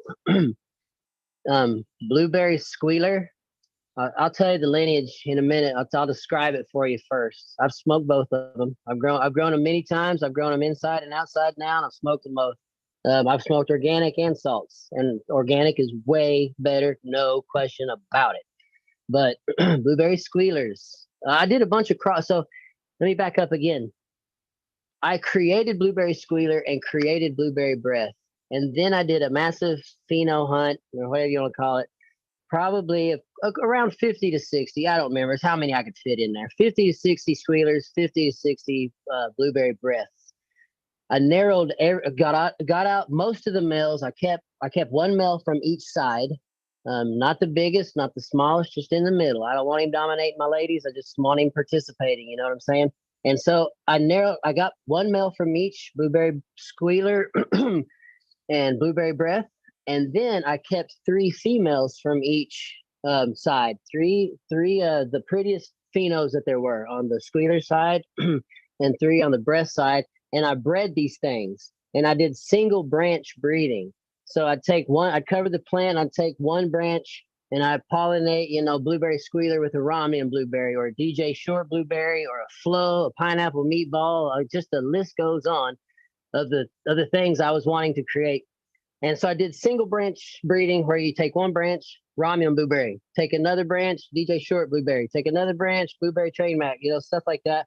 And so I got seeds. I got a lot of seeds of a lot of different strains. And that was the Blueberry Project. And I have tons and tons of different types of blueberry strains right now that people are growing all over the place. But those 3 squealers and the 3 blueberry breaths, I kept clones from those, and those are at Legends Cannabis Company about 15 miles from my house. So they have the originals, right? the breeder cut, if you will, is what it is, what it's called.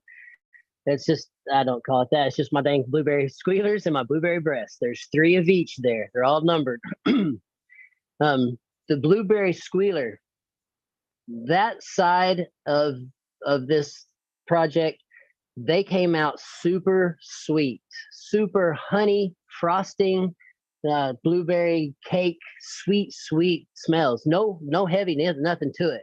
It's all on that light, thin, super sweety, fruity side. And the lineage of blueberry squealer is blueberry muffin from Humboldt Seed Company, and it was pollinated with blueberry train mac from Russ Brandon, who is a breeder here in Oklahoma. He was out in California for a while. And so blueberry muffin, blueberry train mac, boom, had a baby called blueberry squealer. On the other side of things was blueberry breath, which was blueberry muffin again, but crossed with a plant that I've created called TKLB. And the TKLB is a super duper heavy Kush plant. Lots and lots of pretty colors, but super duper stinky and musky, right? Not gassy so much, but just a stink, just a thick stank to it. And so the blueberry breath side of that project, it's a heavy blueberry, but then there's also going to be, there's that stink. There's a musk to it. It's a sweet musk, but it's a heavy musk. And there's a sniff to it, and you're like, whew, that's, it's a little blowout. It's a quick blowout. Whereas the blueberry squealer is you can't get enough of the sweetness, but so those are the two different sides of it. They're really different. I've enjoyed both of them. What you saw me smoking was blueberry squealer just now. It's a good sweetness. It's starting to get old though. It's been in my shed these hot days. I've been cooking it in here, but when it's nice and cured, it's a real good sweet blueberry taste. So blueberry squealer, blueberry breath, I've given those seeds out. I've bred both of those. I've created a ton of different strains that I've sent out. People have purchased. I've bartered with people, and right now a lot of those plants are starting to go into flower. And I'm just starting now to get some pictures back. One of them I named Slightly Addictive, since y'all know my background with depression and all that junk. I named it Slightly Addictive, and it's Flow crossed to blueberry mac muffin, I believe. But I named it Slightly Addictive because I remember the first time the doctor prescribed me a painkiller. He said, now listen, this is slightly addictive, but you won't have a problem with it. And that was the journey of my having a problem with it and being completely addicted to it. So I named that plant. You might see it on my page. That's the reason for such a crazy name. But that's just to remind myself that, yeah, man, I have an addictive personality, right? I must choose my addictions. I'm going to have addictions. I'm going to have them. I must choose them wisely. That's me. That's understanding who I am. I'm not going to fight against me. I'm going to be wise with me and guide myself in the right direction. Is what I'm going to do. So anyway. Oh, I love that. I completely understand what you're saying, especially when it comes down to that addictive personality. And and when you have that, when it's not a surprise to you, and you, like you said, you kind of choose your addictions because you're going to have them. So you just have to choose which one is okay. Yeah. That's fucking great. It's great. Do you guys, with the addictive personalities, do you get into that like with your hobbies as well, like outside of say gardening or like drug or substance abuse and other stuff, like say like I really have to stay away from like the Discovery Channel because I have tried to make whiskey, I've tried to make knives, all of that. Yes. So yes, you when you have that personality, you have to stay away from it. And I have to stay away from the fucking Discovery Channel and any show that makes something cool, because I will try to make something cool. Yeah, that sounds about right. I remember one of my most expensive kind of failed hobby was model trains. I just decided to buy one year, and it was just like your basic oval loop, right?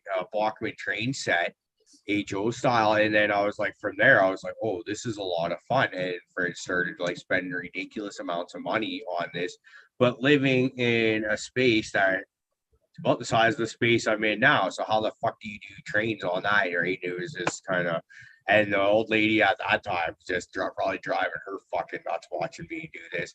But I'm bad for, it's like ADD thrown in there as well, because I'll jump from hobby to hobby to hobby to hobby to hobby. So it's just, it'd probably be okay if you spend like ridiculous amounts of money and time on if you're just to get into one or two things and be able to let those hold your attention. But it's no, I need to do this, and then I need to do this, and this, and this, and this, and this, and it's just, watch people's heads spin. It's awesome. Oh yeah, dude. So yeah, you're right. If you don't choose your addictions will choose you. That is a fact, especially if you have an addictive personality where you like to do things. And I'm a person who what I've learned in life is I've tried to get this across to kids that I work with. I told you I own a business. I own a tumbling business. I was a gymnast in high school and college. Oh. And I got hurt and I started taking painkillers, right? And that's when it all started. But God dang. Went back to that. Hang on. Come on, Stoner, cut me out. We're almost. Okay, Almost yeah. there. So you started your gym, and but then you helping kids. That's it. Yeah. Rick, you're a superhero. Oh, I don't know where it came. No, it's an interesting conversation. Thank you. I saw Rick's like mind. I was getting ready to spit it out, but then everybody was kind of focused on Rick to get this shit done. So I just sat here and shut the fuck up. And it's happened, and I'm so excited now. So now that I've sidetracked him again, let's go back to helping kids. I can't even remember helping kids. Well, I can't even remember why helping kids, but I teach a tumbling class. I would teach gymnastics. Tumbling specifically, not high bar and rings involved, just the tumbling aspect of gymnastics, right? So I work with cheerleaders, dancers, gymnasts, just rec kids that want to tumble. But I don't remember what I was talking about specifically, but I do know this, that I get to work with kids, and there's whatever we're talking about before, I get to get these things across to kids. And I wish people would have got them across to me when I was a kid, is what I'm doing. You know, I have a lot of girls, because it's cheerleading a lot, right? So a lot of girls come in with their arms folded and they barely look me in the eyes. And me figuring myself out and figuring how to present myself in a way that tells my brain he's confident, right? I walk into a room, put my chin up, my shoulders back, and I say, hi. I'll be the first person to speak. Not because I want to be a punk or be rude, but it's because I'm helping my brain be better. I'm helping my brain be confident and give me confidence. But I teach these kids these things. I teach them to keep your chin up. You get to mess up. You get to keep messing up also. And what will happen eventually is you will become better and you will get it. And that's life. And that's life lessons also, right? That's life lessons. I can teach a kid how to live in 1 hour, right? By teaching him tumbling and letting him or her fail and mess up and get back up and say, man, I'm proud of you for getting up. You know what turns me on the most about your hard work is not that you're winning or that you're succeeding, but you get up every time. And you can create greatness in a person by focusing on not failures, but focusing on rewarding any effort you see whatsoever. If you focus on that effort that you see in people and you say, man, that's a great job, I'm proud of you, you did really good. It might have turned out as great as they thought, but you give them the effort that they deserve, the reward, the encouragement that they deserve, and reward their effort. You will change people's lives, man. But I get to do that to kids. And that's that's another fun thing I love. It's actually really awesome. You kind of brought back some good memories for me thinking about that. I used to help teach Taekwondo to kids to compete, very competitive. Cool. But you're teaching high level martial artists to kids who basically came in because they need self-confidence. They need, a lot of parents bring kids in for, the martial arts and stuff because, they need either, to be straightened out because they're little shitheads, or, they need to fucking, stand up for themselves, be confident, instill a little, a little of that into people. And that was some of the most, rewarding experiences that I've ever had was, working with these kids and doing all that stuff, just like you said, and, teaching them and teaching them how to really be better for themselves, which was awesome. Yeah. If you don't build a kid, you will be fixing an adult is the thing that I think is a fact. That we all are broken when we're coming up. We have issues and traumas that happen and just things that aren't fun. And they create a life cycle of issues often for people. But the anxiety and the depression stuff, we just as human beings, we are really just starting to figure out a lot of these things. Like a lot of ailments come from anxiety only. and you don't need medicine. You need to deal with anxiety in a healthy way. But those things, if I would have been taught some of these things as a child, I would have been better off. My life would have been very close to what it is now, but I would have had more tools to learn to deal with issues. If I had more of these things told to me. My parents were great. They helped me out a ton. I had good coaches in my life as a gymnast and all these things. They taught me lots of stuff, but they didn't tell me that the war was going to be right here, that I can make all the money I need. I can have my kids be healthy. I can have a job that's successful, but I can want to blow my brains out if I don't have a healthy mind. If I don't learn to take care of my brain, I will be shooting it out soon enough. It will take care of me real quick. No one told me that. No one told me that your brain is against you if you're not for it. Like, you've got to be saying, brain, I'm protecting you. I'm telling you what to think. I'm telling you to stop thinking about death and negativity and start looking up at the sun and saying, isn't that beautiful? That thing's traveling through space at hundreds of thousands of miles and you can't even get it. You can't even see it, but it's happening. There are things about the bottom of the sea that are just unbelievably amazing, and there ain't nobody going to see them unless they shine a freaking light on them. What's that all about? You know, there are great things to be had. Walk outside and pay attention and enjoy them. And that is just a healthy mind. Just getting outside, being a little bit thankful for even if it's raining or if it's snowing. Thankful for the change in weather. Not that it's just a boring day of the same thing. Learning to be thankful and cycling life and looping like that, constantly being thankful. I enjoyed talking to you guys tonight. This is going to be a good memory. I've met fun people. You know, I can take all the gold I can from this one situation and just run with it, right? Whatever I heard that's good from you guys, I will take it and I will think on it and I'll extract it and I will try to say, how do I apply that to my life, right? How do I be? I heard him say something good. What can I be like? How can I be like that a little bit better? And all the crap that you all have said and I have said, we just let it go. We just leave it to the side. That's how you become a better person and how you become a healthy person mentally. Take the gold, leave the dross. You'll become richer mentally with every person you meet if you can learn to get into this mindset. And I'm in that mindset right now, and I'm thankful that I'm in it because it's a struggle. It's not easy. It's a struggle. I will be out of it times, and I'll get back in it. You know what I'm saying? It's a struggle. Okay, Okcalyxx, I tell you, this chat has been really inspirational. I really want to thank you. It has been. I thank you guys. It's freaking awesome. I knew it was going to be a good one. I watched some of y'all shows. I ain't watched all of them. They're too dang long. This thing is 3 or 4 hours long sometimes. But I went back and watched about 3 or 4 of your shows, about 30, 40 minutes. And so that's why I'm thinking, like, are you all from Canada? Cariboo Hart TV. If you're not from Canada, I'm crazy. Oh God, myself and Rick, the old guy there. We're both Canadian. Actually, Goddess, she's Canadian, but for the most part, generally when you look at honest, they're American. Fluff's over in Illinois. Johnny, he's also Illinois, but we've got people Massachusetts. Bud does smoke, and he's from South Africa. He plays a fairly big role behind the scenes around here. We have a couple of friends over there in Oklahoma. Yeah. Oh, cool. Well, good. Oh, yeah. I had no idea, man. No, but I didn't watch the part where everybody said where they're from. This is just me extrapolating what I was assuming. So actually, it doesn't usually come up regularly, just sometimes in chat, really. Or, when we're making fun of the Canadians.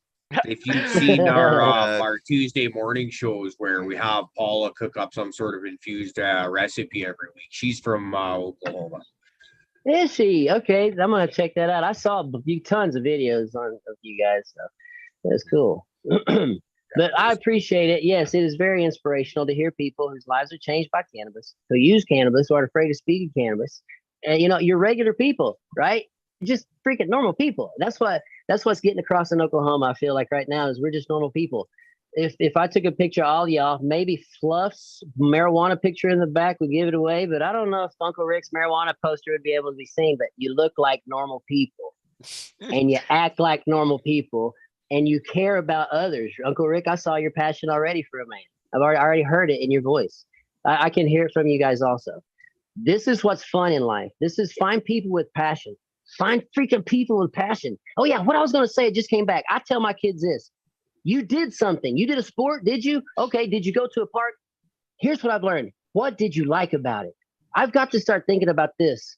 What was good about it? What did you like about it? What do you keep thinking about? What do you want to go back and do again?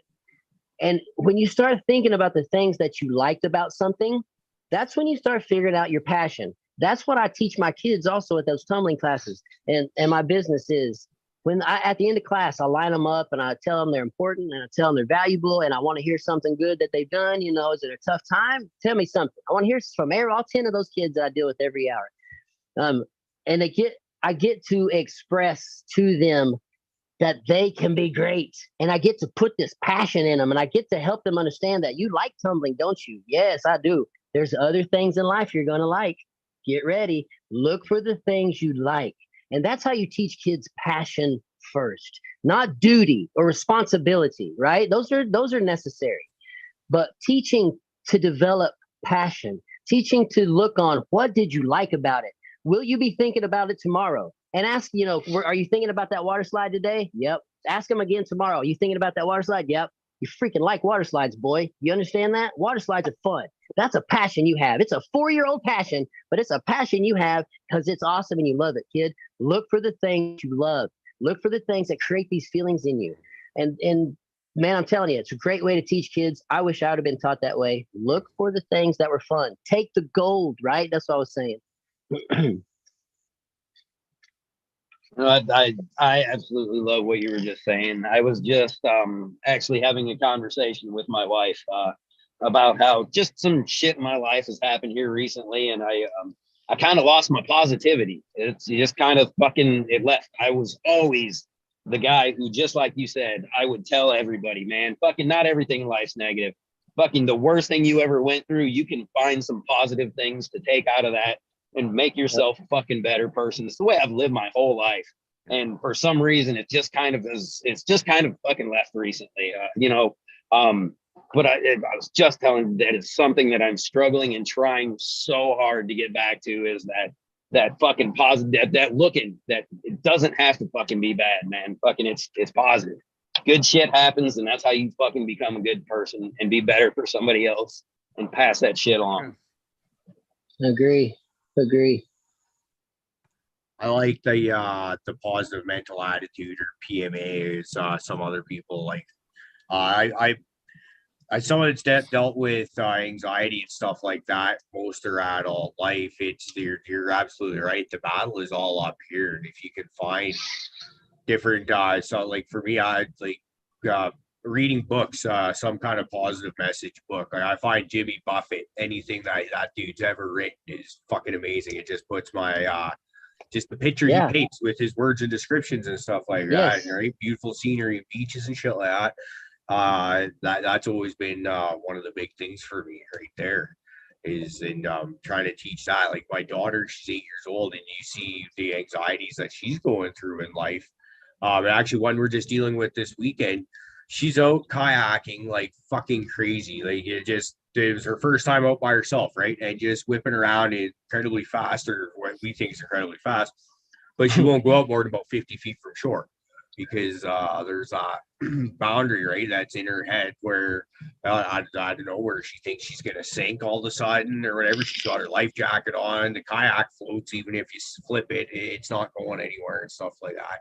But in other similar anxieties and other anxieties that I deal with myself that you can see in her, because you can see your children in yourself, or yourself in your children, I mean, is what I should be saying there. And you can help them cope and shit like that. They realize. But that also being said, there's a lot more known about mental health than there was, say, 20, 30 years ago when I was a kid too, right? And it wasn't talked about it or discussed. I don't know if that's because it wasn't, maybe it was, there's just so little known about it at that time. I would like to think that's why. But now, like, keep the conversation open, because watching people struggle is hard. I got a sister who she's, for a lot of our adult life, she was just a drunken, fucked up sister. Like, right? When she's sober, she's one of the most fucking amazing people I've ever met. When she's drunk, she's bipolar like myself, and that switch can fucking go at any time. and she just turns into one of the worst people I've ever met. When we just kind of thought, oh, she's just a drunk, fucked up bitch. Sorry to be rough, but nice fluff. But we never bothered to question why is she acting like this way. And then some stuff came out about her past that she had told us about. It's like, oh yeah, I could see that fucking a person up royally for life. And I kind of look at some of my past actions and thoughts towards her with a bit of shame, because instead of even looking with understanding or trying to understand, it was just like, oh, she's just being drunk and fucked up or whatever, right? But no, she was trying to cope with shit that had happened. And now that she's let some of this stuff out of the closet and she's able to actually cope with it, she is doing much better. She still fights and battles her demons, as a lot of us do, but it's like, okay, so when people are acting weird or strangely and shit, like, instead of persecuting, maybe let's ask why. Is there a reason for it? You know, a lot of times it's attention. People need attention. Maybe they don't even realize they need attention, but it's you know, when you see teenagers cutting their arms and shit like that, I needed to feel the pain, or insane, like, dumb shit. I did that same shit myself, so I feel like I kind of criticize that kind of thoughts and actions. It's like, why did you do shit like that? Because I wanted attention. When I look back clearly on that, when there was no friends out there where I spent my teenagers, where my parents are living now, right? They live in the middle of butt fuck nowhere. And you know, there's, you know, your nearest friend's a 2-hour walk away kind of thing. So, you know, that loneliness, it plays hard and shit like that. Yeah. Not Dude, sure how that is tough. You're exactly right, Caribou. The reason I drank and took pills and eventually black out and eventually had an addiction to this stuff is because I didn't have cannabis, first of all, as an option. It was illegal. I would go to prison if I tried it. But what I was doing was trying to find mental peace. I'm not wanting just to go get hammered and be sick in the morning again, right? If I had some other option, I would take it. Had no other options. I remember driving in Tulsa here in Oklahoma, and I was in an alley. This was when I got this. This was when cannabis was legal. I was smoking it. I remember I had my cannabis in my car. I was in a back alley. I had just left a restaurant or something, and I saw an old man pull out of a parking lot and drive right in front of me. And as he did, I saw a side profile of a brown paper bag and him doing that right there. And then he drove off onto the highway there. And it was just it was like 10,000 years of thought happened in 10 seconds, you know, just processing his entire life and why it led up to me seeing what he was doing at that moment. He was like 80 years old, maybe 70 years old, something like that, an older man, and still drinking, right? And you know, he's been doing it forever. Number one, he had no other option in America. He was given alcohol on every street corner in his town, super cheap. All I got to do is go buy it. All you got to do is have $5 and you can get you a good drunk on some vodka. He had no other option. And so now he has lived his entire life having to use alcohol or whatever else he was using, not because probably he liked it, but because that is now the lifestyle and addiction that he has settled into. And that's what he will be in for the rest of his life. And it does not have to be that way. And Caribou, that thought came upon me when you started talking about, was it your sister that you were saying? Yeah. But just, even if you have bipolar, that's one thing. But then having a stressful life with it is another thing. And then having all kinds of childhood issues piled onto that, you know, there is so much mental unhealth in there that it's difficult to get through. You just want peace and you want it now. You know what I'm saying? You don't understand this long-term process of let's get healthy again, because it didn't take just one day to get unhealthy. It took a lifestyle of that mess, and it's going to take a little bit of time to get you out of it. But thankfully, nowadays in Oklahoma, we have the option of cannabis. We have the option of something else besides alcohol on every street corner for men, especially men my age. You know, in your 20s and 30s, it's party. In 40s and 50s, it's addiction. In 50s and 60s, it's death. That's what that whole cycle leads to. And if you can't cut it off before your addiction part happens, you're going to have a rough life. And I did it. I got into the addiction part of it, and I had to get out of that, and it was tough. But again, I had no other option. I had no earth medicine option. I only had pills that were given to me and alcohol sold cheaply and relatively and very quickly. But yeah, it hurts me when I see people my age that are just getting hammered, right? It's like that's just not healthy for you. Just you're in your 40s or your 50s and you're getting hammered. That's not a good thing for your health. But looking at them doing that, I just start to think back about that old man. Like, why are you drinking so much? Why do you feel like you want to drink? Have you drank every night for a year or more? When's the last time you didn't drink? You know, all those thoughts come into my mind, and it's a sympathetic or an empathetic thought, I guess. Just trying to be like, man, I have no judgment on you when I see somebody who's hammered, drunk, or kind of obnoxious a little bit, or maybe even in blackout. You know what I'm saying? You know when people in blackout, you see it. I've been there. My wife did not have this compassion for me when my journey first started of getting healthy. She didn't have this outlook on me. She thought I was just a dude that liked to party and get drunk and didn't understand the side effects and the ramifications I was bringing upon myself and my family. Whereas in my mind, it is, I need mental peace for me to even look at you and be able to wait a minute and just listen. I got to have some kind of mental peace. And that was I never shut off. It's always going 1,000,000 miles an hour. That's right. Like the hamster fucking on meth or something like that. I don't know. Yeah, you're looking for that one moment of just give me some freaking peace. Yep. But now I have the option. And looking at other people, like you said, looking at your sister and just thinking about that, you know, my wife used to not look at me with compassion. She looked at me as like, dude, you just want to get drunk, get fucked up. And now she looks at me as, wow, your brain was toxic, right?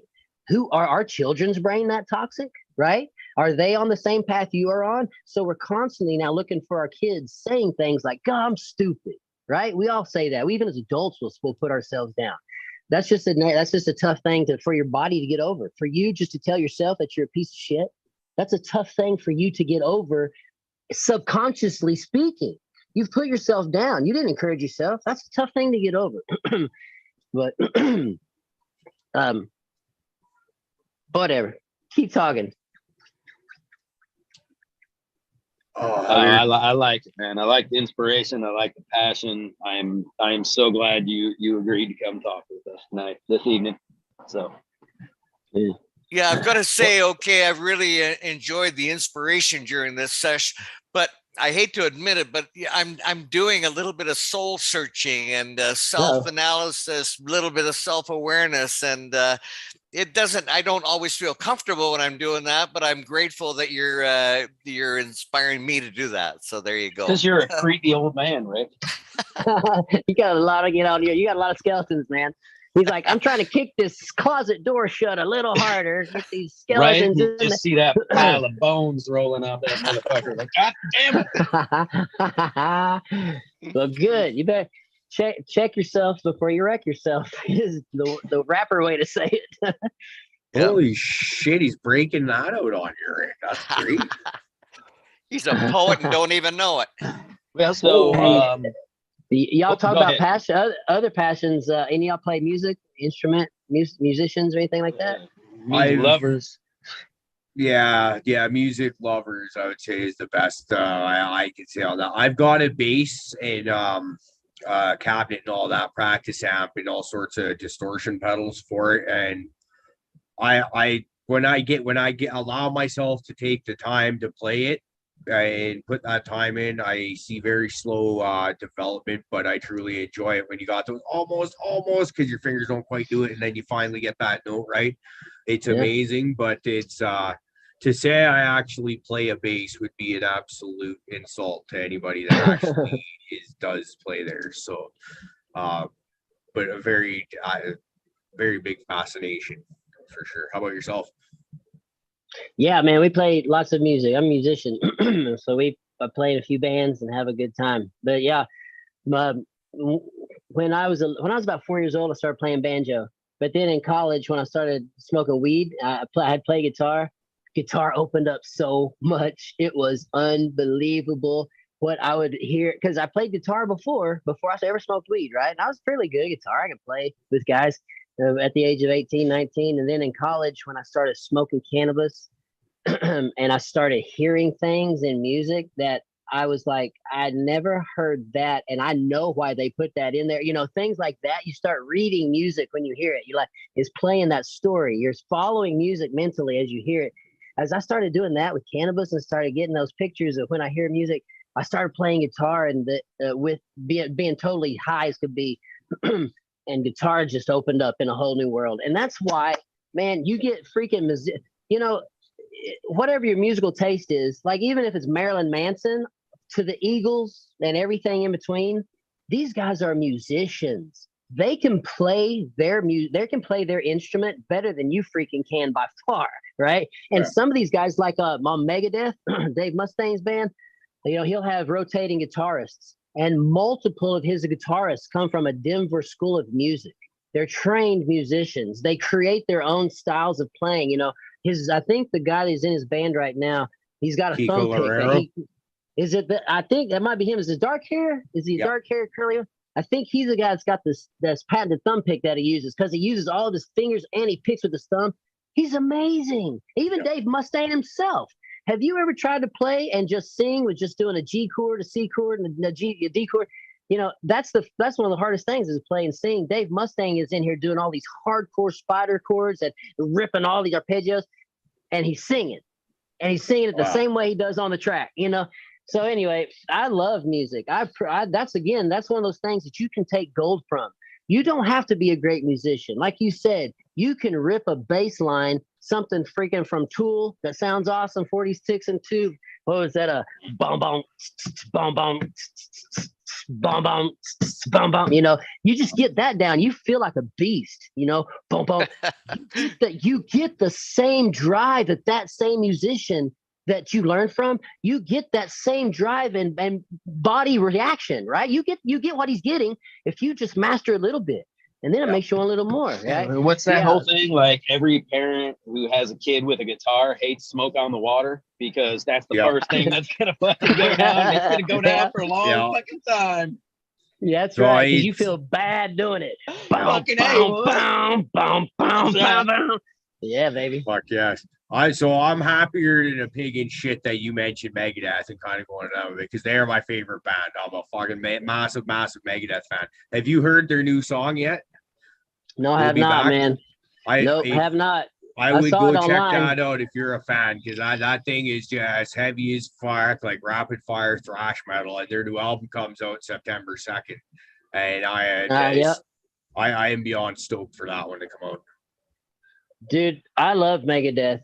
The guitar solos they have and the structure of their songs, I can't even remember how they freaking go. Just trying to remember one Megadeth song, you know, just try to play one solo section and remember it.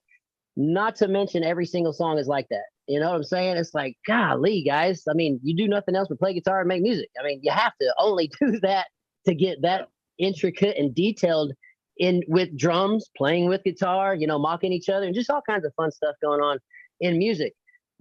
So I love thrash metal. That's one thing that when I first started, when I was probably in 6th or 7th grade, you get the Four Horsemen coming out. You know, you got Anthrax, Megadeth, Metallica, and Slayer. Right? That was the Four Horsemen that came out.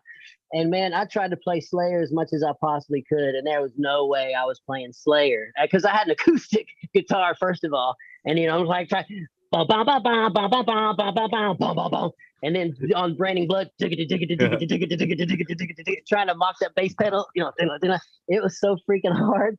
But Metallica started coming out with that Black album, and they slowed things down to where it was a production, and you know, it grew a larger crowd. You could understand their music and not be a fan, right? And so when that came out, I was like, oh, okay, I'll get into Metallica. Yeah, all this. And then Clifford had his head removed, and then they kicked Mustaine out, and it was like, what the freak, dude? And so then I got into a lot of Slipknot and just really trying to Korn, Tool, and understanding music. Those guys are musicians. You know what I'm saying? You listen to Tool, a song called Pneuma. It's got 3 time signatures going on. 3 different time signatures. I think it's a 10-12, 8-12, 11-12. And the drummer's keeping the rhythm with it. Everybody's playing in these different time signatures all throughout the song. There's no mistakes. I've seen him in concert. It's just as good as on the album. That is a freaking talented person. But most people think they're just pothead rock and roll stars. You're like, dude, you don't know what these people can do. So music is something you can take gold from, and you can make yourself better, and you can enjoy the whole song, and you can be like, okay, I want to learn that dang Pink Floyd Comfortably Numb song. I want to learn that solo part right there. And you can play it all day long and nail it and feel good every time you do it. And you get a piece of his feeling. You get a piece of Gilmore's feeling when he's ripping that solo, like, wah, wah, wah. Fuck yes. Oh yeah, you feel it. I love music. Okay, so here's a comparison that I've made on the show before, and a few people tend to agree.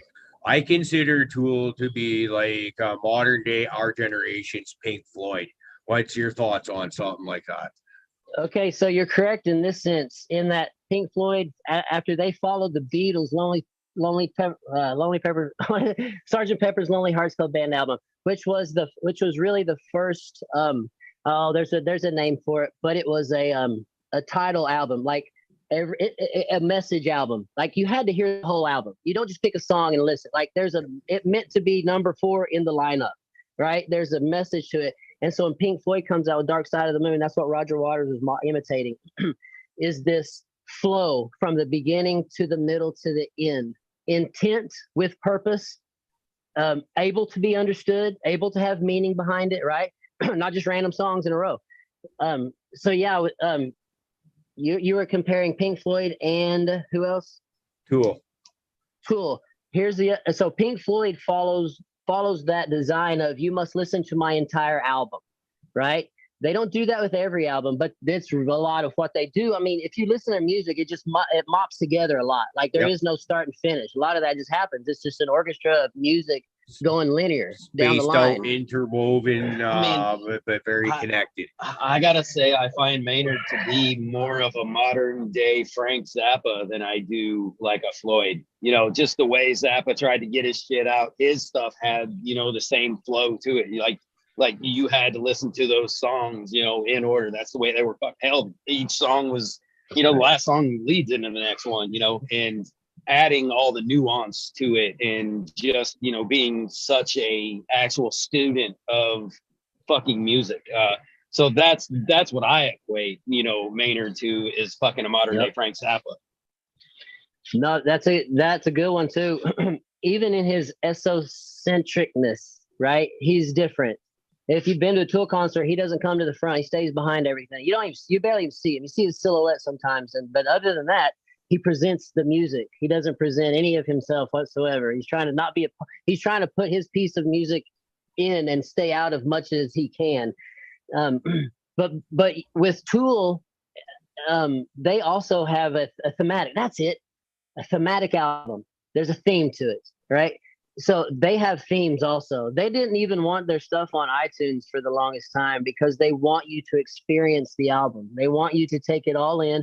They want to see if you can sit for 45 minutes and listen to the whole album. Are you a fan of music or not, right?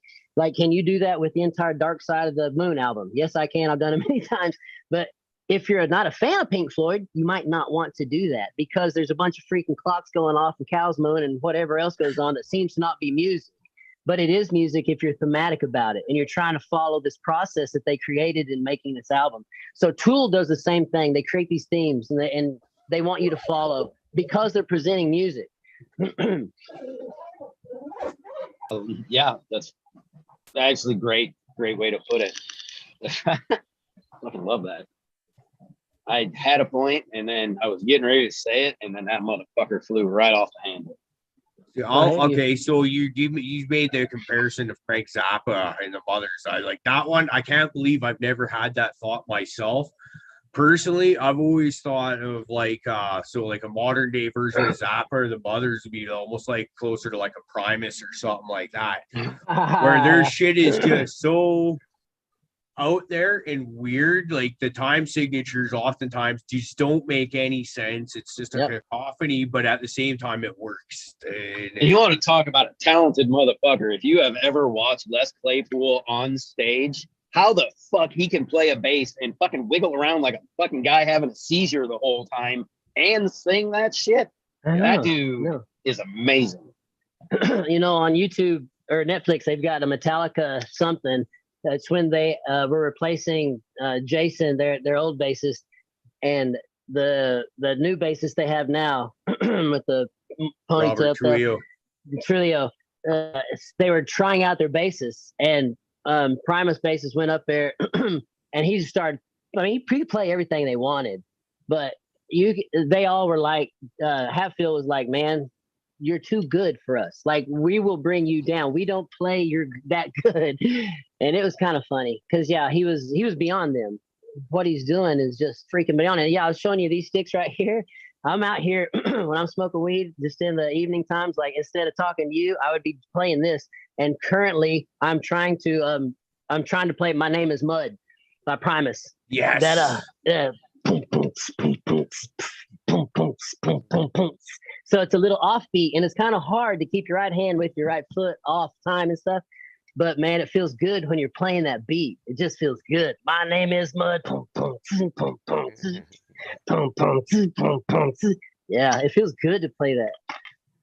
Yeah, I'm gonna be listening to that like as soon as we're done here tonight. I know it's got to be meant to be if I'm thinking Primus and you're trying to learn some Primus. That's awesome. Yeah, baby.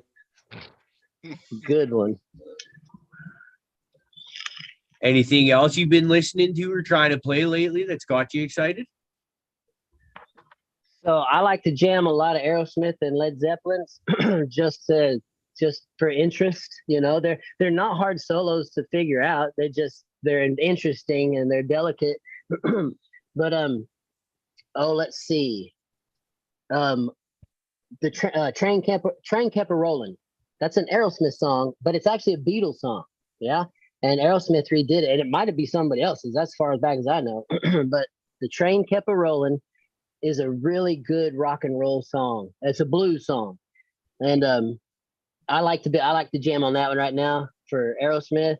And then let's see, Led Zeppelin, man, there's just a whole bunch of them. That one right there. I've been jamming. I don't know the name of it. I can't remember. But yeah, if I hear it on the radio that day, I'll note it and I'll ask Siri, look it up, and I'll go home and I'll figure it out then and just try to learn whatever instruments are feeling it. Whatever instruments feel good in it. Yeah. Sit down and just play it and have fun. Be inspired to do something different. Fuck, that's really cool. I see. Like, I'm one of those people that I need to have someone sit there and teach me each button to press on the fretboard. This is gonna do this, and teach me the timing, because I can read tabs, but I still somehow I can't translate that to the beat in my head for some reason. It doesn't make sense. I have that explained to me, and then I'll work on that one little riff all week long. And then by Friday, I've kind of got it. But by Friday, I'm so happy with myself for having done it. And it's like, it's a great feeling. And your wife is ticked off as can be because she can't get it out of her head. Yeah. Well, that's actually in the old situation there before the pending divorce and breakup and all that. There's I actually had this young kid who's like 19 or 20, a friend of our family's there, that was teaching me a bunch of stuff on guitar. This kid's like phenomenal at just whipping out like the bluesy Eric Clapton-ish style stuff and Joe Bonamassa and stuff. And he was teaching me all sorts of great stuff. But then me and the ex split up, and how that is. Her friends went that way, my friends went this way, and but for a while there, I did have a really good thing going. Nice. That's fine. I used to have an entire recording studio in my house. Before we had kids, I have 5 kids, right? Before I got a 2-story house. One of the rooms upstairs was totally padded with soundproof padding. Had a great mixing board, mic set up. We did all kinds of we wrote our own I played a lot of bluegrass, mandolin and banjo and things like that. But man, it was so freaking fun. I had 5 kids, and it's all in my attic in boxes. It's been there. I mean, all the program is so out of date by now. There's probably stuff that's so much easier. Like I saw Slash. I was reading his autobiography, and he was talking about what the differences are back in the early 90s, 80s, and now recording. What would you guys record like if it were nowadays? And he said, man, nowadays we wouldn't even have to meet in the studio. You plug your phone in, you plug your guitar in your phone, you record your part, you send it to your buddy. And I was like, good grief. I was just reading that just like 2 years ago. So I'm sure there's all kinds of new technology out there that would be awesome to record with. 5 kids doing kids right now. Did you ever think of, maybe not doing that many times? And then you'd have more time for hobbies. Dude, yes, I did. You want to hear? I only wanted 4. My wife had twins on the last one. So I'm gonna blame her. Yeah. There you go. Freaking twins. So I was keeping it in control, man, but my wife just took it way too far. That's just like a woman to do that too, right? Yeah, dude. Yeah, no doubt. Yeah, dude, her belly was so big. A mile. Her belly was so big. Like, she's a skinny person, but I mean, her belly stuck out of maybe 2 feet. It was weird looking, alien looking, right? It was just like unbelievably long. You get like a 4-inch belly button sticking out and shit. Yeah. Your belly button goes flat. Like there is no button anymore. It's just a weird circle look. It's totally flat, closed in. That's what it was. But boy, I tell you, that had to be rough. She could not even lay down for the last 3 months. Basically, just kind of setting up and trying to figure out how to be comfortable. Oh, I felt sorry for her. She cussed the fuck out of you the whole time. Dude, she was so mad. So when she was having babies, she looked at me once and she's like, never again, never again. I was like, I know. So I'm fixed. I got the cut. So I'm just entertainment only now. I can't perform. It's weird how many times that subject has come up this evening, isn't it? It is weird talking about that just pre-show there, and like I mentioned that I got snipped when my daughter's about a year old. At that point in time I was 32, 33 or something like that, 2 stepkids, and no desire whatsoever to have more. But mine, the freezing didn't take on one side, so I felt every fucking thing they did. Oh, that's painful. It was not good. You know what? I would take that over mine. I had a group of prospective, like students. All female. Not so bad. Yeah, they came in to fucking, watch over my vasectomy. So, I'm a nervous fucking. Did your shit shrink up and like turtle real hard, and they're just like, No, but I am a very nervous joke maker. And so you're like, hey, ladies, look at this. Yeah, I asked them how my shave job was, all kinds of shit. Yeah, it was bad. Yeah, we don't. Shit, dude, I went in and they're like, they asked me if I shaved. I was like, well, fuck, nobody told me to. I didn't know. I was just told to show up here at this time. Bro, don't you just generally show up? Like, I wouldn't just go there unruly. Fuck, what the hell's wrong with you, man? I don't know about this shit, dude. I don't know about this stuff. Nobody told me. You don't even just like brushing it back. Well, so they got the fucking weed eater out there. The guy fucking undercarriage looks like. Fucking shaved that shit up for me. It was all fucking smooth as a baby's butt there until they started cutting and mutilating on me. Dude, it was painful. Yeah, my pain medicine didn't kick in. I don't know. It was before I'd started smoking cannabis, so I had a bunch of painkillers in the car ready. But he's like, nah, just be real nice and easy. And dude, it felt like he's ripping my guts out through my scrotum. He was just in there, like, oh fuck! I was grabbing the light pole in there. It's like, oh freak, hurry up! It hurts so bad. Yeah, they told me that the shots that they gave me and the pills beforehand would last me until I got home. So this was done about 2 hours away from where I'm living. And so, okay, and then my daughter's birthday was the next day. So we're like, okay, let's go to Toys R Us, right? Big toy store. It's in this town. We don't have cool shit like that where we live. So I remember just walking through Toys R Us and like all of a sudden just every bit of freezing that did sort of work on the one side just came out, and now just trying to walk and you're just doing the the little kid just pissed himself walk, but like hunched over in pain. Like fucking somebody just like rung you over the fucking shoulders with a bat or something like that. You're just like, oh. And then every bump on the way home. I don't know if you guys have these things called frost heaves down south where it doesn't get as cold up here, but it's bumps in the pavement from where freezing, and we get a lot of them up here. And typically you don't even notice them because it's not a painful experience. But when you got about a 200-kilometer drive and you feel every single fucking one of them, it's just like, oh my God, I wanted to puke by the time I got home. You know, fucking, I was doing great, man. I had mine. I went to work the next day and I was like, you know, they were like, no, you'll be fine. Everything's good.